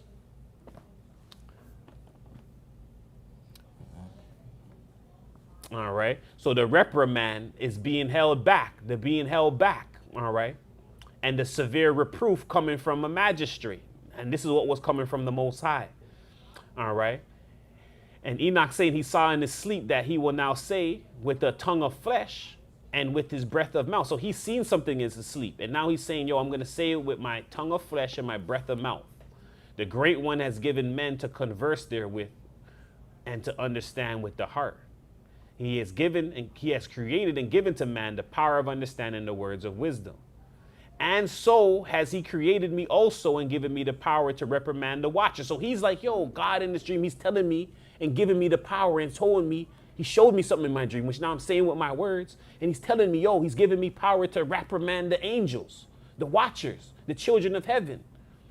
All right. And now he's saying, I wrote out your petition. And the key thing I got from this, all right, when I was going through this, I'm like, wait a minute, petition, even the angels, they didn't just pray and say, oh God, this is what we want. Enoch wrote out something. Feel like you would in court. Yeah, he wrote it out. Enoch wrote it out to present it to God for the angels. So our stuff, we have to write out. When he's saying to pray and to ask, not just to ask with just words, we're seeing now if the angels had to write something out, I think we got to write something out. All right, not only with our prayers, and we're seeing all the prayers. We're seeing Psalms, all of them. They're all written prayers out. All right. And even in court, there's a prayer too. And that prayer is a request that you have to write out to the judge. Yeah, if the angels were teaching men to use a pen and ink for evil, obviously then they're taking what God actually used them for good now. good. We have to take it back.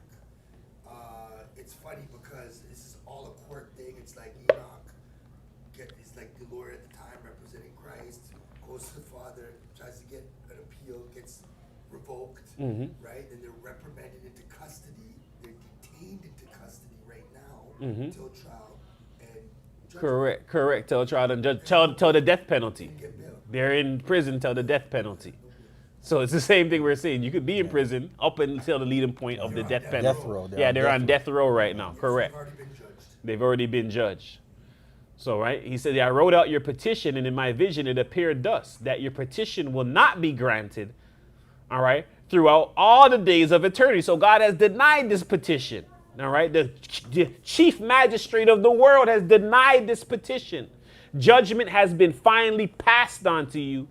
Your petition will not be granted unto you. You are now on death row. No parole. All right, you with Suge in them. And it's All funny right. because if you look at people on death row, they don't care. Like they'll kill other inmates. Yeah, they take whoever down with them because they're like, we're already gonna die anyway. course. And Yeah. outside, you got these guys that you would look as like a spiritual mafia. They got all their demons out there, and they're telling them what to do. They're telling the demons what to do. The spirits of the angel or the giants. Set the back. No. All right. Yep.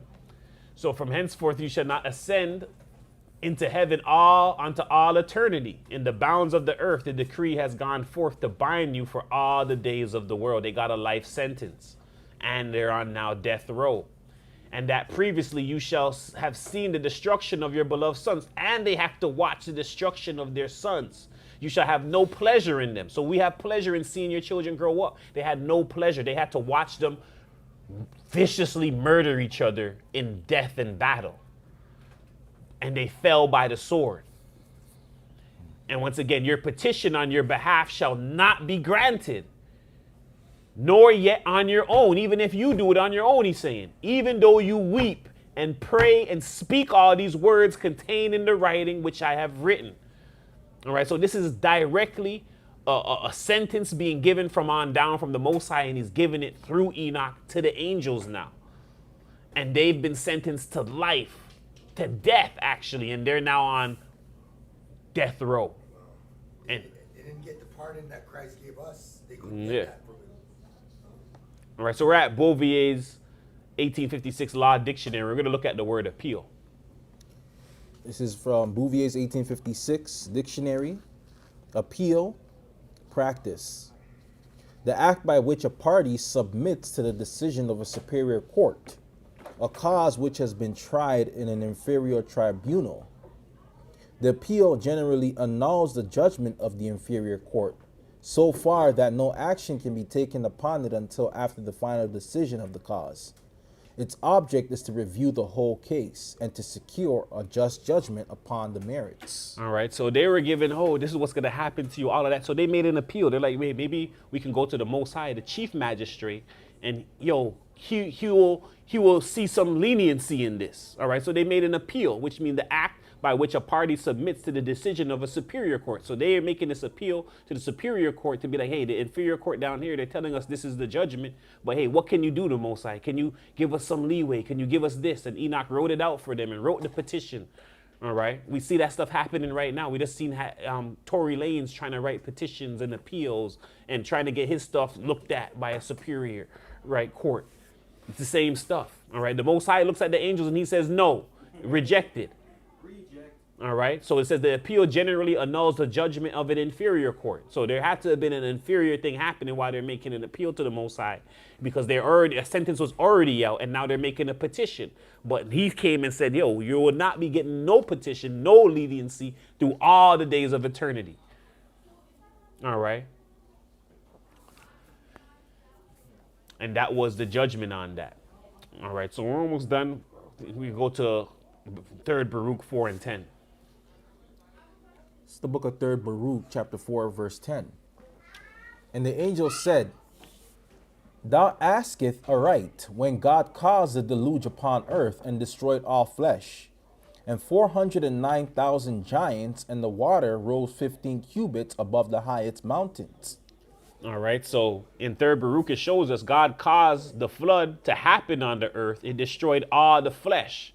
So it said it destroyed all flesh. We know all flesh except what? Noah and his sons. All right, but with the giants, it gave a specific number, 409,000 giants. So it didn't say all the giants.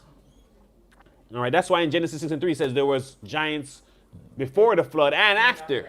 All right. So it shows us 409,000 giants. The water rose 15 cubits above the highest mountains. 409,000 giants in the earth. That's a lot of giants. That's a lot of breeding. Imagine, they're in their flesh too. So they're probably every second woman in having mating, and those children probably came out quicker than 9 months. Right? In some reports, I believe in the book of the giants, it says that these giants are already coming out their mother's stomachs. They're already like aware. Yeah, they're already aware from when they're in their babies. They're already like, oh, get me out of this stomach.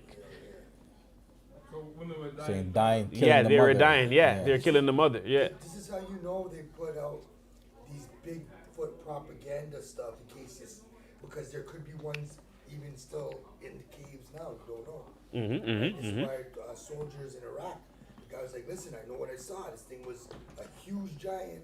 The guy took the spear, killed one of the soldiers. They got to shoot him like empty out mags in this guy and this thing, and in the face, and he finally died. I like that you point that out, and that area too, because in this lesson we'll be going and specifying that particular area that you're mentioning as well. Afghanistan, Iraq, Iran area, and why these sightings would be happening over there. All right, but we're at Enoch 19 and 1. It's the book of Enoch, chapter 19, verse 1. And Uriel said to me, Here shall stand the angels who have connected themselves with women, and their spirits, assuming many different forms, are defiling mankind, and shall lead them astray into sacrificing to demons as gods. Here shall they stand, till the day of the great judgment, in which they shall be judged till they are made of an end of. And the women also of the angels who went astray shall become sirens. And I, Enoch, alone saw the vision, the ends of all things, and no man shall see as I have seen. All right, so Uriel, next sentence is coming, and here shall stand the angels who connected themselves with women. All right, their spirits, assuming many different forms, are defiling mankind and lead them astray into sacrifice into demons as God. So these watchers and all of them, they're leading mankind astray into making them sacrifice to demons as gods till the day of the great judgment. That's what they're doing. All right, they shall be judged till they are made of an end. And the women also of the angels who went astray, what was their sentence? They became sirens. Enoch alone understood and saw this. No man shall see as he has seen, is what he's saying. He's seen these things to tell us and give us the report. Who's going to believe his report? And to whom has the power of the Most High been revealed to? It's been revealed to Enoch right now. He's reprimanded. He's showing the power. He's doing all that stuff. So do you think that the fact that the sirens, the folklore for the siren is what they would lure men at sea with their voices? So I could see why the Father would make them become sirens, because they're basically, they were luring men, the angels, to come to them, and now the angels now are gonna die. So You know, now, I gotta say, I don't think that the women were luring these angels. These angels fell into their own lust. Yeah, but the women started wearing different things, so they were lowering them. Okay, but when you think about it, they're supposed to have that higher power. Oh, they are. But the temptation was now growing. It wasn't there before. All right, but it's not them doing it to the men. But this is why we're going into the revelation of the flesh, because a woman would be like, I'm not tempting the man. I'm not doing nothing. you're not helping the situation. Yeah, you just posted that. Why there's 100 men in the DM right now, right? Not because you forced them or didn't. You allured them. You put whatever on. You did something different. If it was just a normal post, they would have went by, right? So women know it. Even to this day, they know what to do. They know what to do to avoid that too. My friend was telling me, the new guy that works with me, he was a head chef, and he said that he had one day he gets a call from his brunch chef, and she said she had to quit because there's all these guys there. She said I can't speak their language, but I know they're talking about my chest. And then he said he wanted to Instagram, and every chest is hers, like showing her cleavage on Instagram. Yeah. So he said, what a hypocrite. Like, Yeah. what do you expect? Like, you're going to get that at work even though you're covered up. Because you're doing it on Instagram, but then you're getting mad that men are looking at you at work. Right? So, No, definitely. All right, so we're seeing that, all right? So they're not the Lord, and that's what you're saying. The sirens now, they're doing the same thing to people at sea. All right, but we're going to go to the etymology of siren. It's the etymology of siren. It's from the mid-14th century. In classical mythology, a sea nymph who, by her singing, lures sailors to their destruction.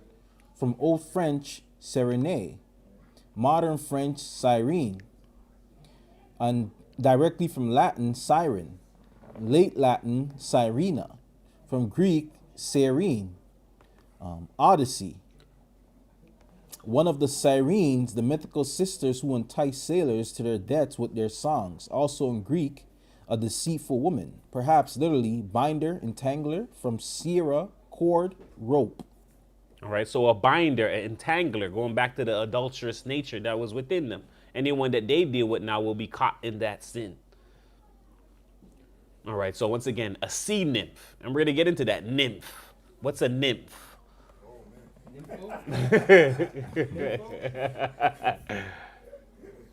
All right. This is a nymph etymology. It's a noun from the late 14th century. Nymph, one of a class of semi-divine female beings in classical mythology, imagined as beautiful maidens, eternally young, from the Old French nymphe, and directly from Latin nympha, nymph, demigoddess, bride, mistress, young woman.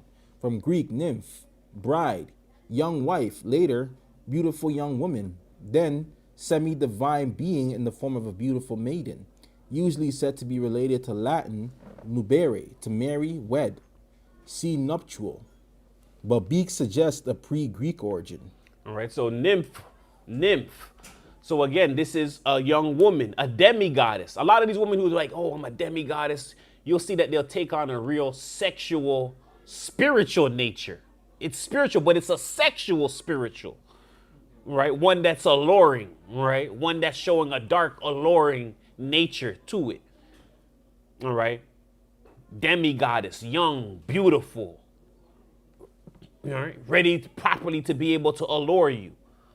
Semi-divine, because that's what they believe. They're not really. The thing is about them, they're not divine, because we see that these women, they were just women. But by them dealing with and understanding and dealing with these things and having these understandings and dealing with these arts, they now calling themselves demigoddesses.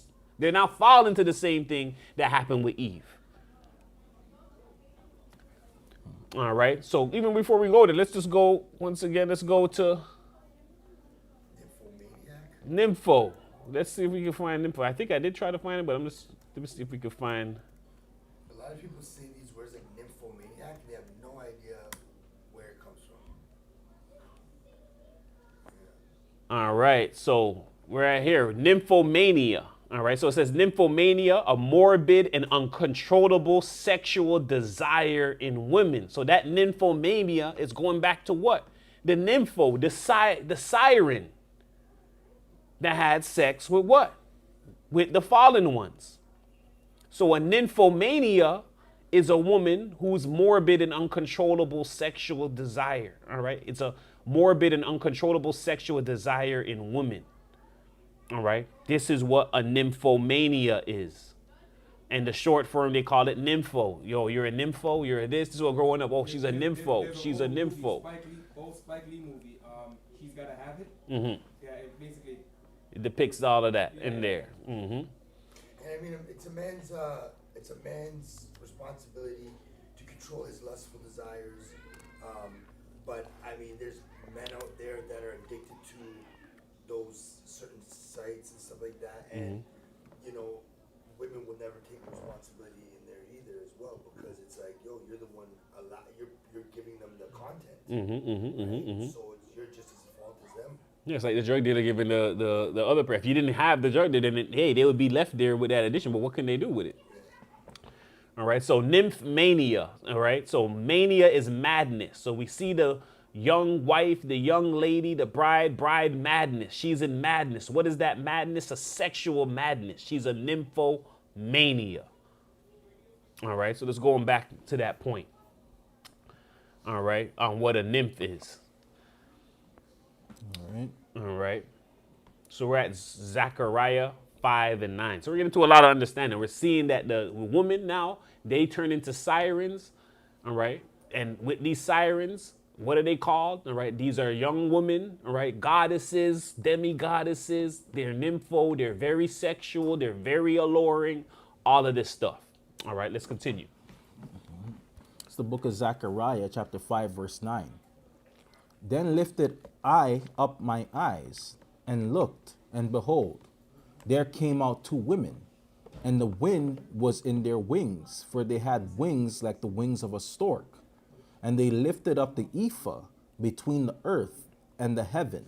All right. So Zechariah is seeing this. He's seeing two women come out, and he's seeing that the wind was in their wings. And he's depicting now that, hey, they had wings like the wings of a stork. So we're going to go and we're going to be taking a look at what are the wings of a stork. All right. They lifted up the ephah between the heaven and the earth. So he's seeing two women come out. He's seeing them with wings. He's describing the wings. He's putting it to a bird, and he's seeing them lift up something and go into the earth. All right. And we have a depiction here. So once again, we're going to constantly go into ancient depictions to show these are the things that the prophets were seeing that we're now seeing depicted in artifacts and different things. All right. So we're now going to take a look at the stork. And what is the stork? And let's compare it to the wings that we see here in this first picture. So me just go in here and look in here, you could already see. I make sure to get the same looking kind. All right. We're already seeing the black difference, the wing. We're seeing how it looks the same. All right. We're going to continue. All right. So a human bodied siren with wings and beard dressed in a tunic. That's at the top. All right. It's on a black figure, archaic Greek pottery. So this is on a Greek pottery here. This is Greek pottery depicting the siren. All right. Here you see the stork with the wings. You see another stork bird. All right. You see Isis as well. Isis is a siren. All right. Who had that same thing? Rihanna, all right, had that same tattoo there, showing the sexual nature, all of that. From once Rihanna put that there, all of them start putting that there. All right. I couldn't tell how much women you start seeing having that stuff there. And the breasts, Yeah. the cleavage too. I know Yeah. there's some Egyptology stuff, but it actually goes into the nymph. Yeah. It goes into the nymph. And going into nymph too, just to add, I'm looking something up here. Potamedias are water nymphs. and it just shows a whole bunch of women. If you look it up, they're just in the water naked. Oh yeah, we have some of them in. Oh, Yeah. No, okay. Yeah, even I remember I was reading. They said that even storks are like good luck symbols for sailors on the waters. Oh wow. So yeah, whenever they see storks, it'll be basically good luck for sailors when they see them on the water. Oh It's wow, kinda I funny. didn't hear that. That's very interesting. Yeah. All right, so we're seeing the stork, we're seeing Isis, the ancient depictions. We're seeing the two-tone wing, the dark bottom of the wing. All right, we're seeing these resemblances. All right, in all of these depictions here. All right, and we're seeing another Isis depiction in Egypt. All right, with the same wings again that Zechariah said he's seen. We're at 3rd Baruch 10 and 8. It's the book of 3rd Baruch, chapter 10, verse 8. I will call the sirens from the sea. All right, so in 3rd Baruch 10 and 8, it speaks about he will call the sirens from the sea. All right, so in 3rd Baruch, it mentions the sirens again, and they live in the sea. All right, and now we're showing what? Depictions, a miniature of a siren pulling a sailor from a boat. All right, so they're pulling the sailors from the boat into the water by their alluring nature.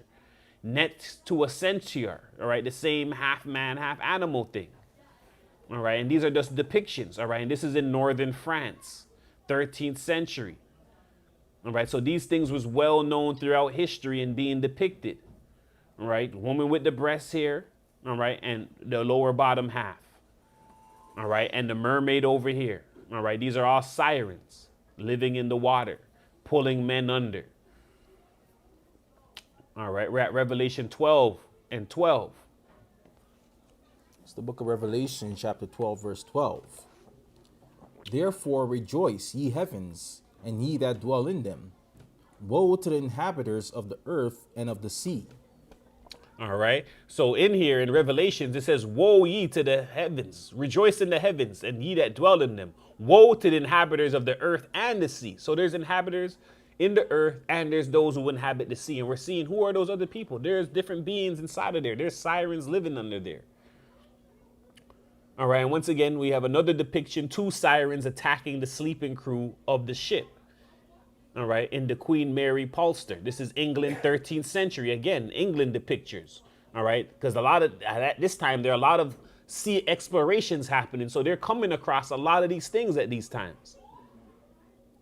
All right, and knowing that, hey, sirens are in the water. So anyone who, you want to take a boat, or these are some of the things that you got to be prepared for outside when you go out into that water. Yeah, lots of ships got lost at sea. Yeah. Right? Mm-hmm.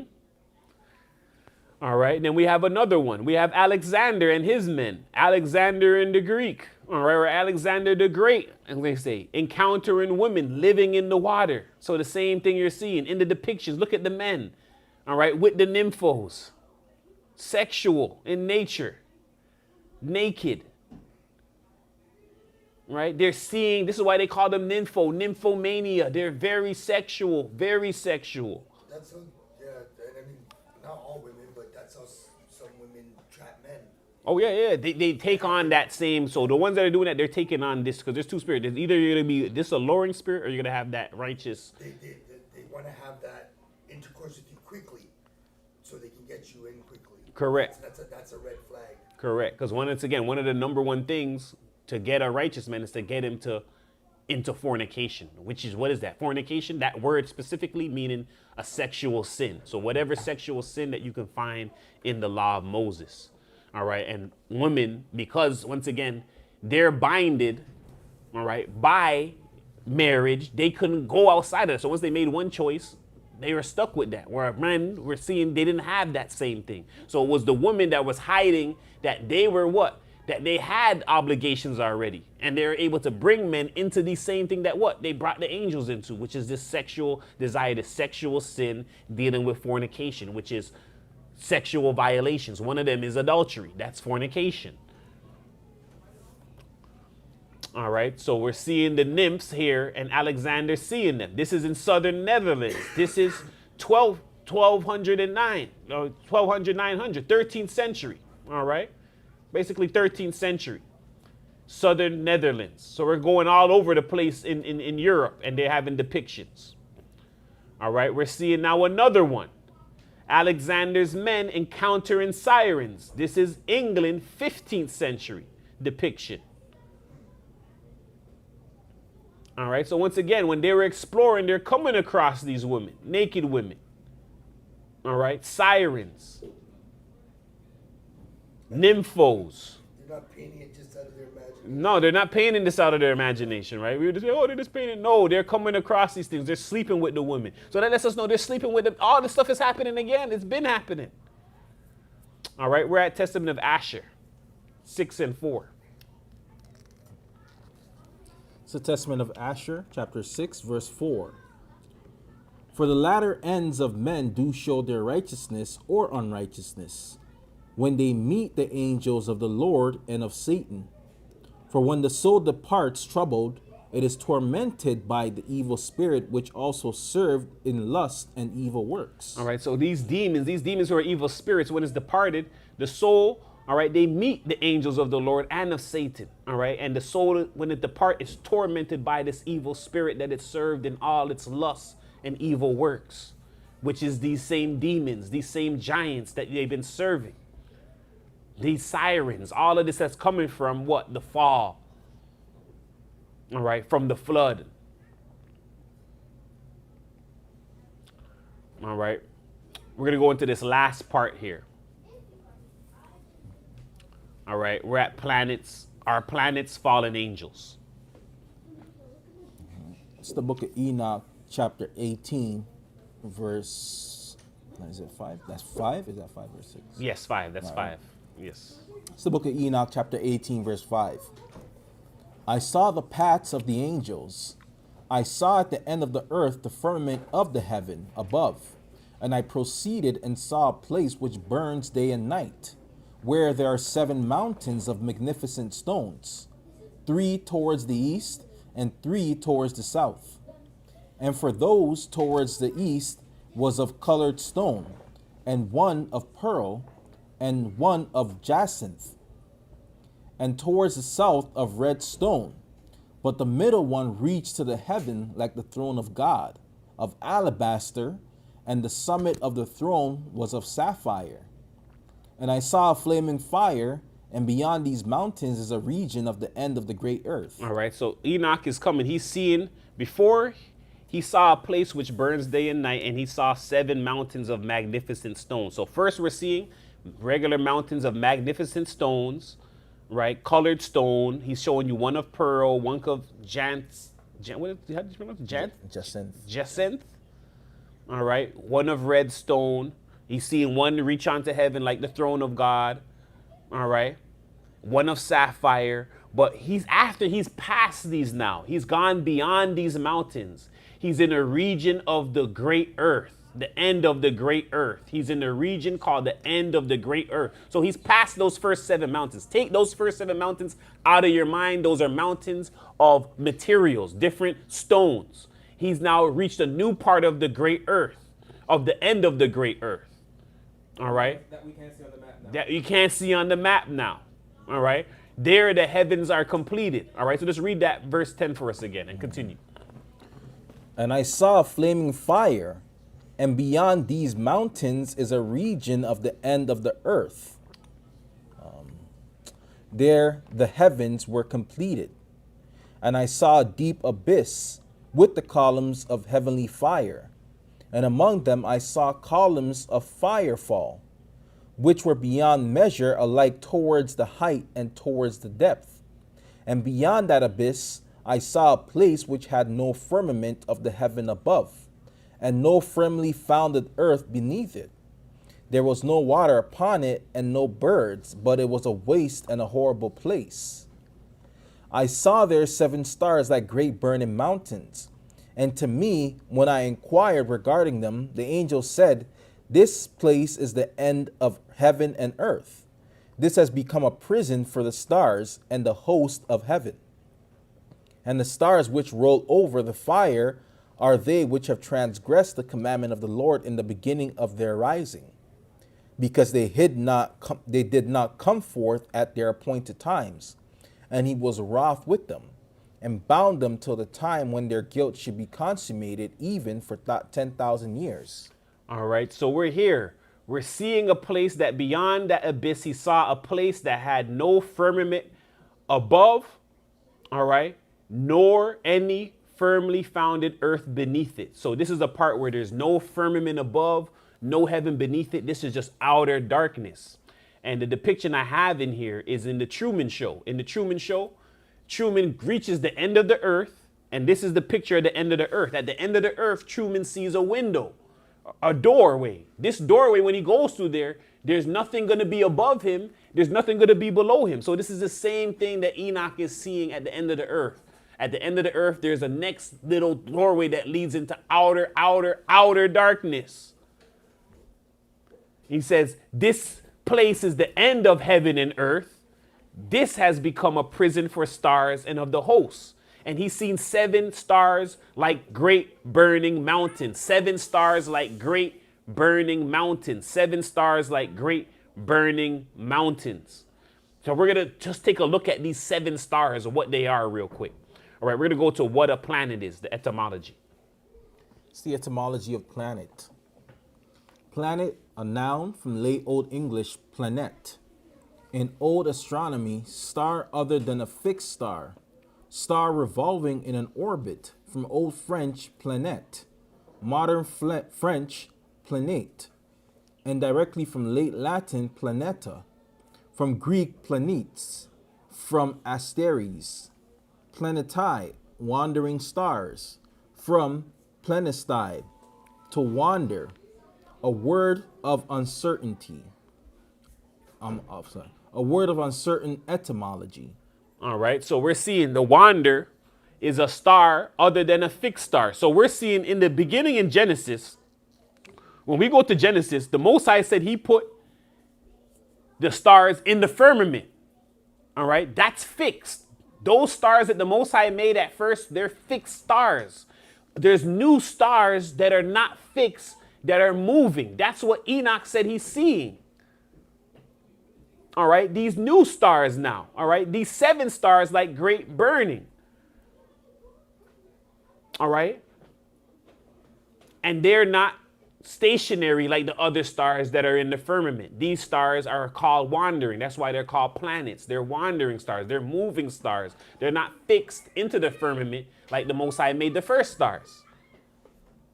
All right, we're at Wikipedia. All right, and we're looking at solitary confinement. All right, this is the definition for solitary confinement.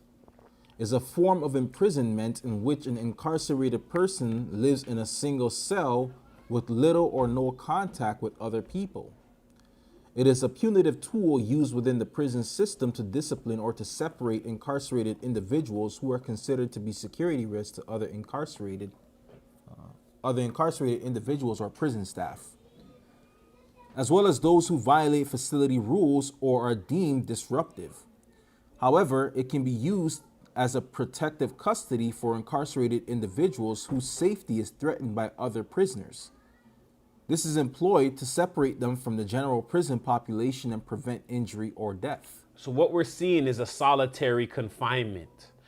All right, we're seeing, hey, Azazel put down under the earth over here, put things under him, make him solitary over there, angels over there. Now we're seeing the ends of the earth, a next place where they're confined and they're away from everybody and they're just suspended in the earth. All right, and Enoch is seeing these 7 great burning mountains. All right, and we're like, all right, we're going into what planets are. We're seeing wandering stars. We're seeing all of this stuff here. All right, we're now going to go into how much did Enoch say he's seen? He said he's seen 7 burning of them. We're going to see how much planets there is. We're in the planets of the solar system. We're in the Britannica Encyclopedia. All right, planets of the solar system. The idea of what exactly constitutes a planet of the solar system has been traditionally the product of historical and cultural consensus. Ancient skygazers applied the term planet to the 7 celestial bodies that were observed to move appreciably against the background of the apparently fixed stars. These include the Sun and the Earth's moon, as well as the 5 planets in the modern sense: Mercury, Venus, Mars, Jupiter, and Saturn, that were readily visible as celestial wanderers before the invention of the telescope. After the idea of an Earth-centered cosmos was dispelled, see Copernican system, and more distinctions were made about the nature and movement of objects in the sky, the term planet was reserved only for those larger bodies that orbited the sun. When the giant bodies Uranus and Neptune were discovered in 1781 and 1846, respectively, their obvious kingship with the other known planets left little question regarding their addition to the planetary ranks. So also at first appeared to be the case for Pluto, when, during a concerted search for a ninth planet, it was observed in 1930 as a seemingly lone object beyond the orbit of Neptune. In later decades, however, Pluto's planetary status became increasingly questioned by astronomers who noted that its tiny size, unusual orbital characteristics, and composition of ice and rock made it an anomaly among the other recognized planets. All right, so here we're seeing now, all right, that they were including the sun and the moon as well as the 5 planets in the modern sense. That's what they first understood as planets, all right, that were readily visible, all right, celestial wanderers before the invention of the telescope, all right. After that, all right, 1781, 1846, they discovered Uranus and Neptune, all right. And then after that, they eventually discover Pluto. All right, so we have, how many planets are there? There are 8 planets in this one, and we're gonna show you what's going on right here. So here we have Mercury, Venus, Earth, Mars, Jupiter, Saturn, Uranus, Neptune. The problem here is Earth is not a planet. All right, Earth is not included as a planet. Earth is not a star. All right, that's what they're trying to say. Also, what's not one is the moon. Is not one either. The moon is not a planet. All right, neither is the sun. All right, so when we're looking at them, we're going to have 7 distinctly because we could take out the Earth, all right, take out the moon, take out the sun. The only one in here that's not supposed to be in here is the Earth. The one, what you're supposed to add in here is, what do you call, Pluto. All right, and even with Pluto, they say that's not really, there's a whole skeptic of that really being called a planet. All right, but of these 7 big ones, all right, these 7 great mountains, we see 7 big planets. All right. They have Mercury, Venus, Mars, Jupiter, Saturn. Oh, okay. All right. Jupiter, Saturn, Uranus, Neptune.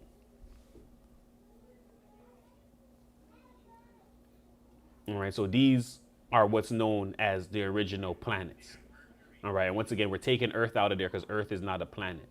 But these ones are considered planets, all right? The other ones they call little dwarf planets or whatever.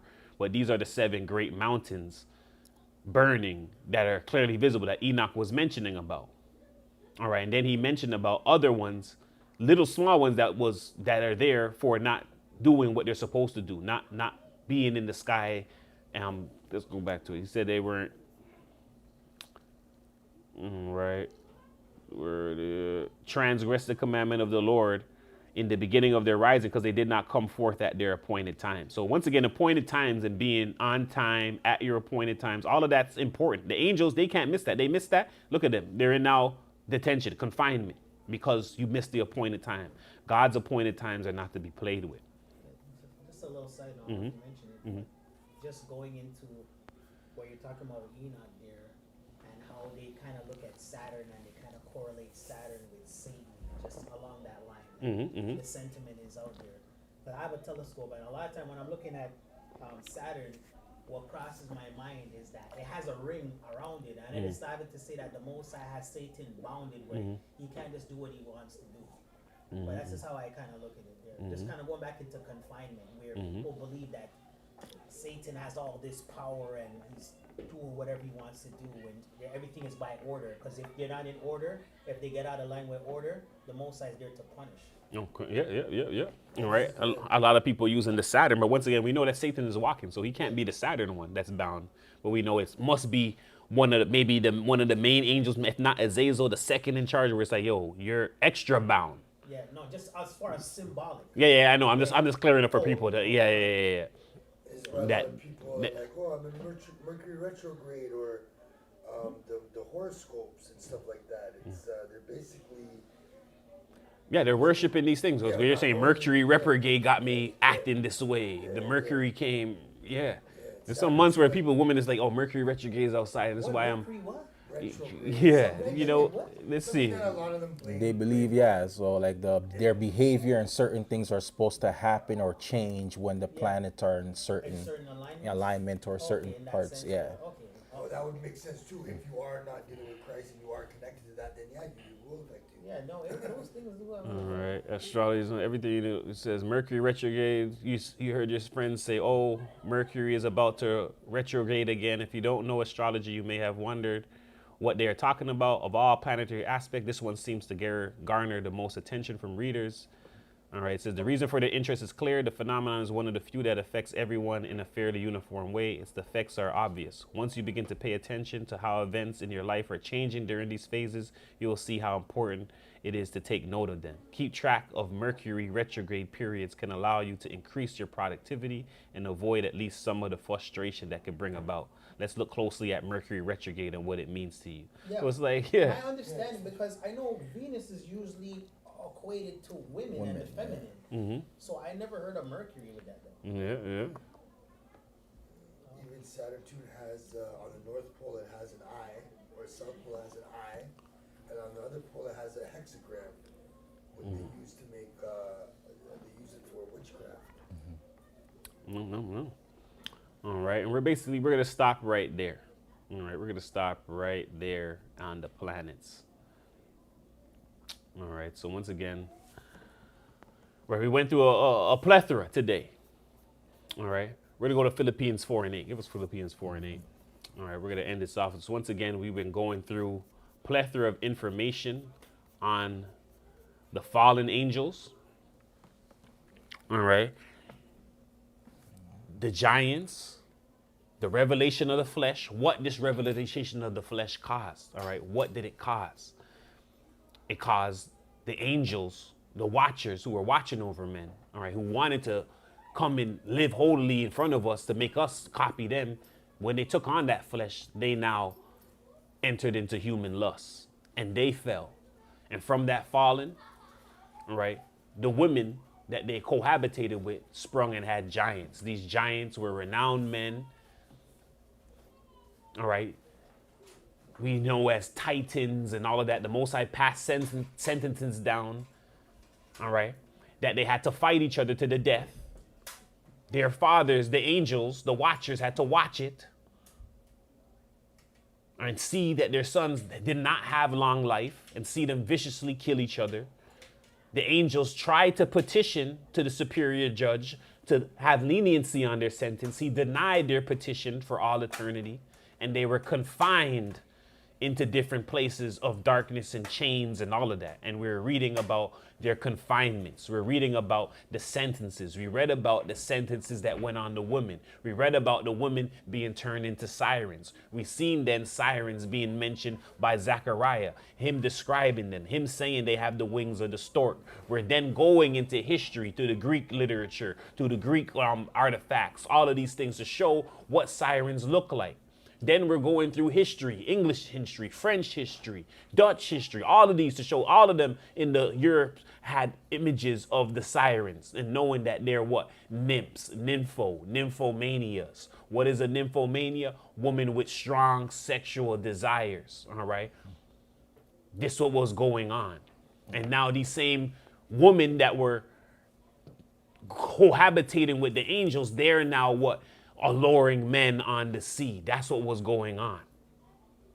And then we then went to and showed, hey, further punishments of the angels. What did we see? Enoch went to the end of the earth. Enoch witnessed at the end of the earth, after he passed mountains, 7 mountains of great stone with different type of stones, sapphire and all of that, he went to a region called the end of the earth. He then looked further. He's seen a part where there's no firmament above, no earth below, straight outer darkness. We depicted that and showed you that they showing you this stuff in movies. Truman Show. Truman reaches the end of the earth. There's a doorway at the end of the earth. Dark, dark doorway. He goes through that. Now he's out of the bounds of the Most High. All right. Enoch sees that. What does he see over there? He sees 7 major burning stars looking like mountains. Why is he saying they look like mountains? Because they look rockish. They are burning. These are the planets that they're telling us right now. That's filled with gas and all of this stuff, and you can live on them. All right. When these are the angels, all right, that is confined in these things, cast into outer darkness, cast out into solitary confinement, wandering about in space. All right, or under the firmament, as we call it. So go ahead and send your space shuttle out there. All right, send your space shuttle out to go greet them. That's in Superman too, because when General Zod and He's the out other there. Superman, Yeah. like that could test Superman, He was out he there ended up cruising. putting them into the Phantom Zone, which is in like this org, and they're just floating around in the Phantom Zone, and space can never get out. Basically, it's the same thing you're talking about. Exact same thing. They call it the ether. Ether is under the firmament, where it's just an expansion of space that's above us. But it's not space. There's still something above that, but it's a part where, hey, there's now a space up there where things happen. People could live up there. The angels are up there. The wandering stars are up in that ether, and it's not in the firmament, because the firmament's now where the fixed stars are at, in the firmament. All right, these are wanderers in the ether going around. All right, so once again, that was the sentence Enoch seen passed on them. And they try to pass these planets off as, hey, they're just places you can live at, this and that. And now you put it in the horoscope. You make people be like Mercury retrograde. You make people acknowledge Saturn. You do all of this. It's going back into the fallen angel worship. All right, so with that being said, we're at Philippians 4:8. It's the book of Philippians chapter 4, verse 8.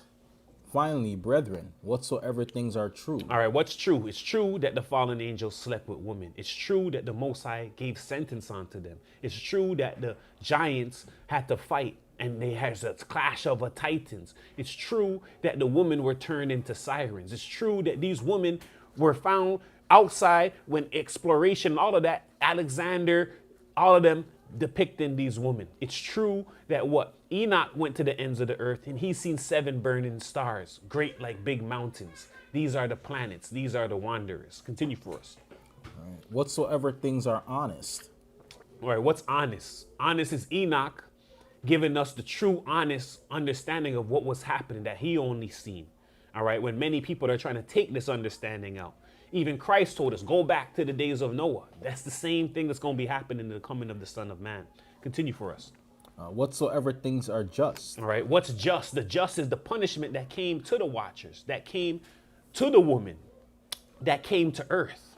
Continue for us. Whatsoever things are pure. All right, what's pure? Pure is doing the things of the Most High. Pure is having the proper bloodline. Pure is following what the Most High is doing. Pure is not mixing with diverse kinds of things, whether seed, whether animal, whether flesh. Continue for us. Whatsoever things are lovely. All right, what's lovely? When we're following and doing the things of the Most High. When we don't, we see what happened. We've seen what happened with the revelation of the flesh. Nothing was lovely of that. This is why we have to be careful not to enter back into that. All right, and to understand and treat the revelation of the flesh with a certain understanding.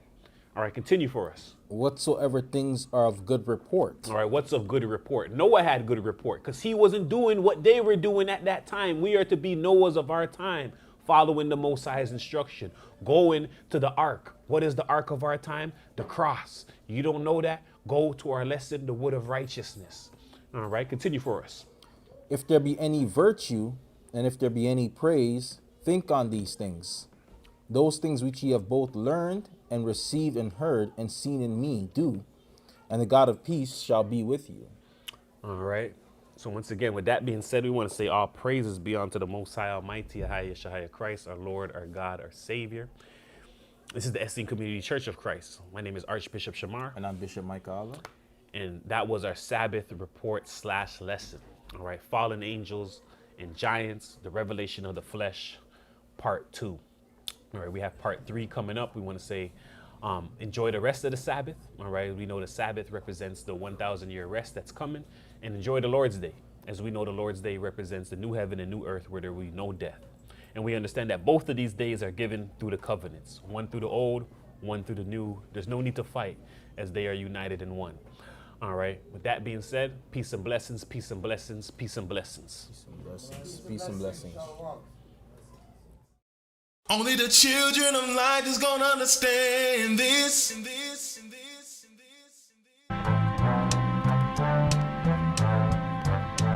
For there are 3 philosophical sects among the Jews, the followers of the first of which are the Pharisees, of the second, the Sadducees, and the third sect, and the third sect, which pretends to a severer discipline, are called deceived.